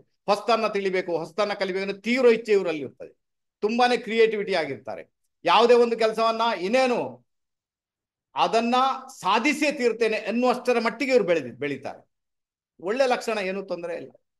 3ನೇ ಮನೆಯಲ್ಲಿ ಮೇಷರಾಶಿ ಇರುವುದರಿಂದ ಇಲ್ಲಿ ಬಹಳ ವಿಶೇಷವಾಗಿ ನಾವು ತಿಳ್ಕೊಳ್ಬೇಕಾದಂತ ವಿಚಾರ, ನಿಮ್ಮ ಕಮ್ಯುನಿಕೇಶನ್ ಏನು ಅದು ಬಹಳ ಚೆನ್ನಾಗಿದೆ. ಅಲ್ಲಿಂದಲೇ ನಿಮ್ಮ ಲೈಫ್ ಸ್ಟಾರ್ಟ್ ಆಗುತ್ತೆ. ಯಾವಾಗ ನಿಮ್ಮ ಕಮ್ಯುನಿಕೇಶನ್ ಅಲ್ಲಿ ಬದಲಾವಣೆ ತರ್ತೀರಾ, ಒಂದೊಳ್ಳೆ ರೀತಿಯಲ್ಲಿ ಕಮ್ಯುನಿಕೇಟ್ ಮಾಡ್ತೀರಾ, ಬೇರೆಯವರಿಗೆ ಹರ್ಟ್ ಆಗದಂತೆ ಮಾತಾಡಿ. ಯಾಕಂದ್ರೆ ನೀವು ಕಡಾಕಡಿ ಮಾತಾಡ್ತೀರಾ, ಸಡನ್ ಮಾತಾಡ್ತೀರಾ, ಅದಕ್ಕೆ ಪ್ರಾಬ್ಲಮ್ ಆಗಿರ್ತದೆ. ಯಾವಾಗ ಕಮ್ಯುನಿಕೇಶನ್ ಅಲ್ಲಿ ಒಂದು ಸ್ಟೆಬಿಲಿಟಿಯನ್ನ ತರಲಿಕ್ಕೆ ಪ್ರಯತ್ನ ಮಾಡ್ತೀರಾ, ಆ ಮೂಮೆಂಟ್ ಅಲ್ಲಿ ನೀವು ಚೆನ್ನಾಗಿರ್ತೀರ, ಏನು ತೊಂದರೆ ಇಲ್ಲ. ಓಕೆನಾ? ಅರ್ಥ ಆಯ್ತು ಅಂತ ಇಟ್ಕೊಳ್ತೇನೆ. ಕುಂಭ ಲಗ್ನದವ್ರಿಗೆ ಹೆಚ್ಚಿಗೇನು ಬೇಕಾಗಿಲ್ಲ, ಇದನ್ನ ಅರ್ಥ ಮಾಡ್ಕೊಂಡ್ರೇನೆ ಗೊತ್ತಾಗುತ್ತೆ. ಅವರ ತಲೆ ಅಂದ್ರೆ ಈ ಒಂದು ಮೆದುಳಿನ ಪಾರ್ಟಿಯಲ್ಲಿ ಬಂದು 3ನೇ ಮನೆಯಲ್ಲಿ ಬಂದು ಪರಾಕ್ರಮಕ್ಕೆ ಬಂದು ಏನಾದ್ರೂ ಸಾಧನೆ ಮಾಡ್ಬೇಕನ್ನೋ ತೀವ್ರ ಇಚ್ಛೆ ಇವರಲ್ಲಿ, ದೊಡ್ಡ ಮಟ್ಟಿಗೆ ಸಾಧನೆ ಮಾಡಬೇಕು, ದುಡ್ಡು ಮಾಡಬೇಕು. ಯಾಕಂದ್ರೆ ಲಗ್ನದಲ್ಲಿ ಯಾವ ರಾಶಿ ಇದೆ ನೋಡಿ, ಕುಂಭ ರಾಶಿ ತಾನೇ. ನೈಸರ್ಗಿಕ ಜನ್ಮಗುಂಡ್ಲೆ 11ನೇ ಮನೆ, ಲಾಭ ಸ್ಥಾನ ಇದೆ, ಲಾಭ ಗಳಿಕೆ ತುಂಬಾ ಆಗ್ಬೇಕು, ಯಾವುದೇ ಒಂದು ರೂಪಾಯಿ ದುಡ್ಡು ಮಾಡಬೇಕು, ಆ ತೀವ್ರ ಇಚ್ಛೆ ಇವರಲ್ಲಿ ಬರುತ್ತೆ. ತಪ್ಪಂತೂ ಖಂಡಿತ ಅಲ್ಲ, ಖಂಡಿತ ಬಂದೇ ಬರುತ್ತೆ. ಯಾವಾಗ ಇವರು ಕಮ್ಯುನಿಕೇಶನ್ ಅನ್ನು ಚೆನ್ನಾಗಿ ಇಟ್ಕೊಳ್ತಾರೆ, ಒಡ ಹುಟ್ಟಿದವ್ರ ಜೊತೆಗೆ ಒಳ್ಳೆ ರಿಲೇಶನ್ಶಿಪ್ ಮೇಂಟೈನ್ ಮಾಡ್ತಾರೆ, ಅಕ್ಕಪಕ್ಕದ ಮನೆಯವ್ರ ಜೊತೆಗೆ ಸ್ಟೆಬಿಲಿಟಿಯನ್ನು ಹೊಂದತಕ್ಕಂಥವ್ರು ಆಗಿರ್ತಾರೆ, ಅಲ್ವಾ? ಜಗಳ ಎಲ್ಲ ನಿಲ್ಲಿಸಿ ಬಿಡ್ತಾರೆ, ಅಲ್ಲಿ ಒಂದು ಸ್ಟೆಬಿಲಿಟಿಗೆ ಪ್ರಯತ್ನ ಮಾಡ್ತಾರೆ. ಆ ಮೂಮೆಂಟ್ ಅಲ್ಲಿ ಲೈಫ್ ಸ್ಟಾರ್ಟ್ ಆಗುತ್ತೆ, ಅಲ್ಲಿಂದ ನಿಮ್ಮ ಜೀವನ ಆರಂಭ ಆಗುತ್ತೆ. ನೀವು ಚೆನ್ನಾಗಿರುತ್ತೆ, ಬೇಕಾದ್ರೆ ಟ್ರೈ ಮಾಡಿ ನೋಡಿ ಅಂತ ಹೇಳ್ತೇನೆ ನಮ್ಮ ಕುಂಭ ಲಗ್ನದವರು. ಓಕೆನಾ? 30ರಿಂದ 39ರಲ್ಲಿ ಈ ಪಾರ್ಟ್ ಆಕ್ಟಿವೇಟ್ ಆಗುತ್ತೆ, 30 to 39 ಅಲ್ಲಿ. ಆ ಮೂಮೆಂಟ್ ಅಲ್ಲಿ ನೋಡಿ ಒಂದು ಹೊಸತನ ನಿಮ್ಮ ಪಾಲಿಗೆ ಬರ್ಲಿಕ್ಕೆ ಶುರುವಾಗುತ್ತೆ. ಬಟ್ ಅದು ಬಂದ್ರೂ ಕೂಡ ನೀವೆಲ್ಲೋ ಒಂದ್ ಕಡೆ ಅಲ್ವಾ, ಇದೇ ಸಮಯದಲ್ಲಿ ನಿಮ್ಗೆ ಮ್ಯಾರೇಜ್ ಆಗುವಂತ ಯೋಗ ಭಾಗ್ಯ ಕೂಡ ಕ್ರಿಯೇಟ್ ಆಗುತ್ತೆ. ಟ್ರಾವೆಲಿಂಗ್ ಮಾಡುವಂಥದ್ದು, ದೂರ ಹೋಗುವಂಥದ್ದು, ಮನೆಯಿಂದ ದೂರ ಹೋಗುವಂಥದ್ದು, ವಿದೇಶ ಪ್ರಯಾಣ ಮಾಡುವಂಥದ್ದು, ಪಾರ್ಟ್ನರ್ ಬರುವಂಥದ್ದು, ಪ್ರೀತಿ ಪ್ರೇಮ ಆಗುವಂಥದ್ದು, ಮದುವೆ ಆಗುವಂಥದ್ದು, ಮಕ್ಕಳಾಗುವಂಥದ್ದು ಎಲ್ಲ ಇಲ್ಲಿನೇ ಆಗುತ್ತೆ. ಸ್ಯಾಲ್ರಿಯಲ್ಲಿ ಇನ್ಕ್ರೀಸ್ ಆಗುವಂಥದ್ದು, ಒಳ್ಳೆ ಸ್ಯಾಲ್ರಿಯ ಕೆಲಸಕ್ಕೆ ಹೋಗುವಂತ ಒಂದು ವಿಚಾರಗಳೇನು ಅದು 30ರಿಂದ 39ರಲ್ಲೇ ಕ್ರಿಯೇಟ್ ಆಗುತ್ತೆ ನಮ್ಮ ಕುಂಭ ಲಗ್ನದವ್ರಿಗೆ. ಓಕೆ, ಅರ್ಥ ಆಯ್ತು ಅಂತ ಇಟ್ಕೊಳ್ತೀನಪ್ಪ. ಅದಕ್ಕೋಸ್ಕರ ನಿಮ್ಮ ಒಂದು ಚರತತ್ವದ ರಾಶಿಯನ್ನು 3ನೇ ಮನೆಯಲ್ಲಿ ಇರುವುದರಿಂದ ಅಲ್ಲಿ ಸ್ಟೆಬಿಲಿಟಿಯನ್ನ ನೋಡಿ, ಸ್ಟೆಬಿಲಿಟಿ ಬರುವುದಿಲ್ಲ, ಬಟ್ ನೀವು ಅದನ್ನ ಪ್ರಯತ್ನ ಮಾಡ್ಬೇಕಷ್ಟೇ. ಕಮ್ಯುನಿಕೇಶನ್ ಅನ್ನ ಚೆನ್ನಾಗಿ ಇಟ್ಕೊಳ್ಬೋದು ತಾನೆ, ಏನ್ ಸಮಸ್ಯೆ ಉಂಟು ಈಗ? ಅಥವಾ ಅಲ್ಲಿಂದ ನಿಮ್ಮ ಲೈಫ್ ಅಂತೂ ಸ್ಟಾರ್ಟ್ ಆಗುತ್ತೆ, ಅದು 100%. ನಿಮ್ಮಲ್ಲಿ ಬರವಣಿಗೆ ಕೂಡ ಚೆನ್ನಾಗಿರ್ಬೋದು. ನಿಮ್ಮ ಸಿಗ್ನೇಚರ್ ಅನ್ನ ಚೆಕ್ ಮಾಡಿ ನೋಡಿ, ಅದನ್ನ ಒತ್ತಿ ಬರೀತೀರಾ ಸಿಗ್ನೇಚರ್ ಅನ್ನ, ರೈಟ್ ತಾನೆ? ಒತ್ತಿ ಬರೀತೀರಾ. ಕೆಲವರು ಅದಕ್ಕೆ ಅಡ್ಡಗೆರೆ, ಈ ರೀತಿ ಅಡ್ಡಗೆರೆಗಳನ್ನ ಹಾಕಿರ್ತೀರಾ ಕೆಳಗಡೆ. ಕೆಲವರು 2 ಗೆರೆ ಹಾಕಿರ್ತಾರೆ, ಸ್ಟ್ರಾಕ್ ಹಾಕಿರ್ತಾರೆ 2, ಅಥವಾ ಕೆಲವರು 1 ಸ್ಟ್ರಾಕ್ ಹಾಕಿರ್ತಾರೆ. ಬಟ್ ನಿಮ್ಮ ಸಿಗ್ನೇಚರ್ ಅನ್ನ ಅಥವಾ ನಿಮ್ಮ ರೈಟಿಂಗ್ ಅನ್ನ ನಾವು ಮೊದಲ ಪುಟದಲ್ಲಿ ನೀವು ಬರ್ದನ್ನ ಅದನ್ನು ತಿರುಗಿಸಿ ಅಲ್ಲಿ ಅಚ್ಚು ಬಂದಿರ್ತದೆ ಚೆನ್ನಾಗಿ. ಅಷ್ಟು ಒತ್ತಿ ಬರೆಯುವಂತ ಸಾಧ್ಯತೆಗಳು ತೀರಾ ಜಾಸ್ತಿ ನಮ್ಮ ಕುಂಭ ಲಗ್ನದವ್ರಿಗೆ. ಓಕೆನಾ? ಅರ್ಥ ಆಯ್ತು ಅಂತ ಇಟ್ಕೊಳ್ತೇನೆ. ಅಥವಾ ಒಡ ಹುಟ್ಟಿದವ್ರ ಜೊತೆಗೆ ಒಳ್ಳೆ ರಿಲೇಶನ್ಶಿಪ್ ಅನ್ನು ಮೇಂಟೈನ್ ಮಾಡಿ ಅಂತ ಹೇಳ್ತೇನೆ. ನೋಡಿ, ನಿಮ್ಮ ಲೈಫ್ ಅಲ್ಲಿಂದಲೇ ಸ್ಟಾರ್ಟ್ ಆಗುತ್ತೆ, ಒಳ್ಳೇದು ಕೂಡ ನಿಮ್ಗೆ ಖಂಡಿತ ಆಗಿಯೇ ಆಗುತ್ತೆ. ಕೊನೆಯದಾಗಿ ಮೀನ ಲಗ್ನದವರಿಗೆ ನೈಸರ್ಗಿಕ ಜನ್ಮಗುಂಡಲಿಯ 1ನೇ ಮನೆ, ಕಾಲಪುರುಷನ 1ನೇ ಮನೆ, ಅದು ನಿಮ್ಮ 2ನೇ ಮನೆಯಲ್ಲಿದೆ, ಅಂದ್ರೆ ಧನಸ್ಥಾನದಲ್ಲಿದೆ. ಅರ್ಥ ಏನು? ಹಣಕಾಸು ಸ್ಟೇಬಲ್ ಇರುವುದಿಲ್ಲ ಅಂತ ಆಯ್ತು. ದುಡ್ಡಿನಲ್ಲಿ ಸ್ಟೆಬಿಲಿಟಿ ಇಲ್ಲ, ಮಾತಿನಲ್ಲಿ ಸ್ಟೆಬಿಲಿಟಿ ಇಲ್ಲ. ಇವತ್ತೇನೋ ಮಾತಾಡಿದ್ರೆ ನಾಳೆ ಮರ್ತೋಯ್ತು, ಯಾರಿಗೋ ಬೈದು ಬಿಟ್ರೆ ನಾಳೆ ಮರ್ತೋಯ್ತು, ಎಲ್ಲ ಯಾವ್ದ್ರಲ್ಲಿಗೂ ಸ್ಟೆಬಿಲಿಟಿ ಅಂತ ಬರುವುದೇ ಇಲ್ಲ. ಈ ಪರಿಸ್ಥಿತಿ ಕ್ರಿಯೇಟ್ ಆಗುತ್ತೆ ನಮ್ಮ ಮೀನ ಲಗ್ನದವರಿಗೆ. 20ರಿಂದ 29 ಈ ಪಾರ್ಟ್ ಆಕ್ಟಿವೇಟ್ ಆಗುತ್ತೆ. ಆ ಮೂಮೆಂಟ್ ಅಲ್ಲಿ ಬಹಳ ಜಾಗರೂಕರಾಗಿರ್ಬೇಕಾದಂತಹ ಅನಿವಾರ್ಯತೆ ಮೀನ ಲಗ್ನದವರಿಗೆ 100% ಇದೆ. ಮೀನ ಲಗ್ನದವರಿಗೆ ಬಹಳ ವಿಶೇಷವಾಗಿ ಯಾವಾಗ ಸ್ವಲ್ಪ ದುಡ್ಡನ್ನು ಒಟ್ಟು ಮಾಡಿರ್ತೀರಾ, ನಾನು ಹೇಳ್ತೀನಿ ಒಂದೇ ಬ್ಯಾಂಕ್ ಅಲ್ಲಿ ಅಕೌಂಟ್ ಬೇಡ, 2ರಿಂದ 3 ಬ್ಯಾಂಕ್ ಅಥವಾ ಅಟ್ಲೀಸ್ಟ್ 2 ಬ್ಯಾಂಕ್ ಅಲ್ಲಿ ಅಕೌಂಟ್ ಮಾಡಿ. ಒಂದು 1000 ರೂಪಾಯಿ ಹಾಕ್ಲಿಕ್ಕುಂಟು, ಒಂದು ಬ್ಯಾಂಕಲ್ಲಿ 500, ಮತ್ತೊಂದು ಬ್ಯಾಂಕಲ್ಲಿ 500 ಹಾಕಿ. ಕೈಯಲ್ಲಿ ಯಾವುದೇ ಕಾರಣಕ್ಕೂ ಹಣವನ್ನು ಇಟ್ಕೊಳ್ಬೇಡಿ, ಅರ್ಥ ಆಯ್ತಾ? ಯಾವುದೇ ಕಾರಣ ಹಣ ಇಟ್ಕೊಳ್ಬೇಡಿ. ಆ ಮೂಮೆಂಟ್ ಅಲ್ಲಿ ನೋಡಿ ನಿಮ್ಮ ಲೈಫ್ ಸ್ಟಾರ್ಟ್ ಆಗುತ್ತೆ. ಅಲ್ಲಿಂದ ಲೈಫ್ ಮುಂದುವರಿಯುತ್ತೆ. ಎಲ್ಲಿವರೆಗೆ ನಿಮ್ಮಲ್ಲಿ ಹಣನೇ ಇಲ್ಲ, ಎಲ್ಲಿವರೆಗೆ ಬ್ಯಾಂಕ್ ಅಲ್ಲಿ ಬ್ಯಾಲೆನ್ಸೇ ಇಲ್ಲ, ಎಲ್ಲಿವರೆಗೆ ಬಂದ ಹಣ ಅಲ್ಲಿಂದ ಬಂದು ಇಲ್ಲಿಂದ ಖರ್ಚು ಮಾಡಿಬಿಟ್ರಿ, ನಿಮ್ಮ ಲೈಫ್ ಇನ್ನೂ ಸ್ಟಾರ್ಟ್ ಆಗಿಲ್ಲ, ಇನ್ನೂ ನೀವು ಒದಾಟ ನಡೆಸಬೇಕು, ಇನ್ನೂ ಅದೇನೋ ಸಮಸ್ಯೆ ಇದೆ ನಿಮ್ಗೆ, ಈ ಪರಿಸ್ಥಿತಿ ಕ್ರಿಯೇಟ್ ಆಗುತ್ತೆ. ಮಾತಿನಲ್ಲಿ ಬಹಳ ಜಾಗರೂಕರ, ನೀವು ಬಹಳ ರಫ್ ಅಂಡ್ ಟಫ್ ಮಾತಾಡ್ತೀರಾ, ಅದಕ್ಕೇನೆ ನಿಮ್ಮ ವೈವಾಹಿಕ ಜೀವನ ಪ್ರಾಬ್ಲಮೆಟಿಕ್ ಆಗುತ್ತೆ ಅಲ್ವಾ, ನಿಮ್ಮ ರಫ್ ಅಂಡ್ ಟಫಿನಿಂದಲೇ. ಓಕೆನಾ? ನಿಮ್ಮ ಥಾಟ್ ಪ್ಯಾಟರ್ನ್ ಎಲ್ಲಿ ಬಂತು? ಧನಸ್ಥಾನದಲ್ಲಿ ಬಂತು. ಥಾಟ್ಸ್ ಏನಿರ್ತದೆ? ಹಣ ಹಣ ಹಣ ಹಣ, ದುಡ್ಡು ಎಲ್ಲಿಂದ ಬರುತ್ತೆ, ದುಡ್ಡು ಎಲ್ಲಿಂದ ಬರುತ್ತೆ, ದುಡ್ಡು ಎಲ್ಲಿಂದ ಬರುತ್ತೆ, ಈ ಪರಿಸ್ಥಿತಿ. ಕುಟುಂಬದಲ್ಲಿ ಯಾರು ಇರ್ಬೋದು, ನಿಮ್ಮ ವಾಣಿಯಲ್ಲಿ ಇರ್ಬೋದು, ಹಣಕಾಸಿನಲ್ಲಿ ಇರ್ಬೋದು. ಒಂದು ಸ್ಟೆಬಿಲಿಟಿಯನ್ನು ತರಲಿಕ್ಕೆ ನೀವು ಪ್ರಯತ್ನ ಮಾಡ್ಬೇಕು. ಆಗುವುದಿಲ್ಲ, ಬಟ್ ಪ್ರಯತ್ನ ಮಾಡ್ಬೇಕು. ಹಣಕಾಸನ್ನು ಬ್ಯಾಂಕಲ್ಲಿ ಇಡ್ಬೋದು ತಾನೇ, ದುಡ್ಡನ್ನ ಬ್ಯಾಂಕಲ್ಲಿ ಇಡ್ಬೋದು, 2 ಬ್ಯಾಂಕಲ್ಲಿ ಇಡ್ಬೋದು. ಸ್ಟೆಬಿಲಿಟಿ ಬರ್ಲಿಕ್ಕೆ ಅಂದ್ರೆ ದುಡ್ಡು ಅಲ್ಲಿ ಉಂಟು, ಅಲ್ಲಿ ಸ್ಟೆಬಿಲಿಟಿ ಉಂಟು, ಇಲ್ಲಿ ಬೇರೆ ವಿಚಾರ ಇರಲಿ ಏನ್ ಬೇಕಾದ್ರೂ ಕೂಡ ಅಲ್ವಾ, ಯಾವುದೋ ಒಂದು ರೂಪದ. ಆವಾಗ ನಿಮ್ಮ ಲೈಫ್ ಏನುಂಟು ಅದು ಬಿಗಿನಿಂಗ್ ಆಯ್ತು, ಸ್ಟಾರ್ಟ್ ಆಯ್ತು. ಈಗ ತುಂಬಾ ಚೆನ್ನಾಗಿ ಹೋಗುವಂತ ಯೋಗ ಭಾಗ್ಯ ನಿಮ್ಮ ಪಾಲಿಗಂತೂ ಡೆಫಿನೆಟ್ ಆಗಿ ಕ್ರಿಯೇಟ್ ಆಗುತ್ತೆ. 20ರಿಂದ 29 ಆಕ್ಟಿವೇಟ್ ಆಗುತ್ತೆ. ಆ ನಂತರ ನಿಮ್ಗೆ ಶುಕ್ರ ದೇಶ ನಡೆದಾಗ ಅದು ಆಕ್ಟಿವೇಟ್ ಆಗುತ್ತೆ. ಶುಕ್ರ ದೇಶ ನಡೆದಾಗ ಈ ಪಾರ್ಟ್ ಆಕ್ಟಿವೇಟ್ ಆಗುತ್ತೆ. ಕುಜ ದೇಶ ನಡೆದಾಗ ಹೇಗೂ ಆಕ್ಟಿವೇಟ್ ಆಗುತ್ತೆ. ಶುಕ್ರ ದೇಶ ನಡೆದಾಗ, ಕುಜ ದೇಶ ನಡೆದಾಗ ಅಲ್ವಾ. ಆನಂತರ ಅದ್ರಲ್ಲಿ ಯಾವ ಗ್ರಹ ಉಂಟು ಅದನ್ನ ನಡೆದಾಗ ಅದು ಆಕ್ಟಿವೇಟ್ ಆಗುತ್ತೆ. ಶನಿ ದೇಶ ನಡೆದಾಗ ಆಕ್ಟಿವೇಟ್ ಆಗುತ್ತೆ, ಬಟ್ ನಿಮ್ಗೆ ಪ್ರಾಬ್ಲಮ್ ಆಗುತ್ತೆ. ಓಕೆನಾ? ನಿಮ್ಗೆ ಶನಿ ದೇಶ ತುಂಬಾನೇ ಪ್ರಾಬ್ಲಮೆಟಿಕ್. ಯಾರಿಗೆ? ನಮ್ಮ ಮೀನ ಲಗ್ನಕ್ಕೆ. ಓಕೆನಾ?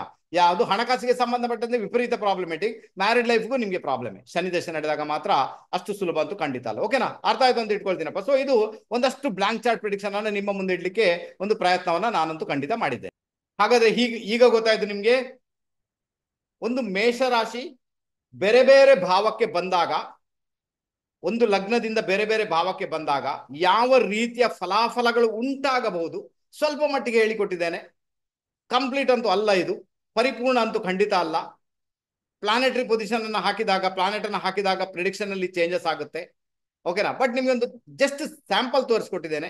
ಈ ರೀತಿ ಕೂಡ ನಾವು ಪ್ರಿಡಿಕ್ಷನ್ ಮಾಡ್ಲಿಕ್ಕೆ ಸಾಧ್ಯತೆ. ಅದಕ್ಕೆ ನಾನು ಹೇಳ್ತೀನಿ, ಯಾರಿಗೆಲ್ಲ ಇದರಲ್ಲಿ ಬಹಳಷ್ಟು ಮಾಹಿರಾಗಬೇಕು ಅಂದ್ರೆ ತುಂಬಾನೇ ಇದರಲ್ಲಿ ಎಕ್ಸ್ಪರ್ಟ್ ಆಗ್ಬೇಕನ್ನೋರು ನಮ್ಮ 25ನೇ ತಾರೀಕು ಏನು ಕ್ಲಾಸ್ ಸ್ಟಾರ್ಟ್ ಆಗುತ್ತೆ, ಇನ್ನೊಂದು 4 ದಿನ ಬಾಕಿ ಉಳಿದಿಬಿಟ್ಟಿದೆ.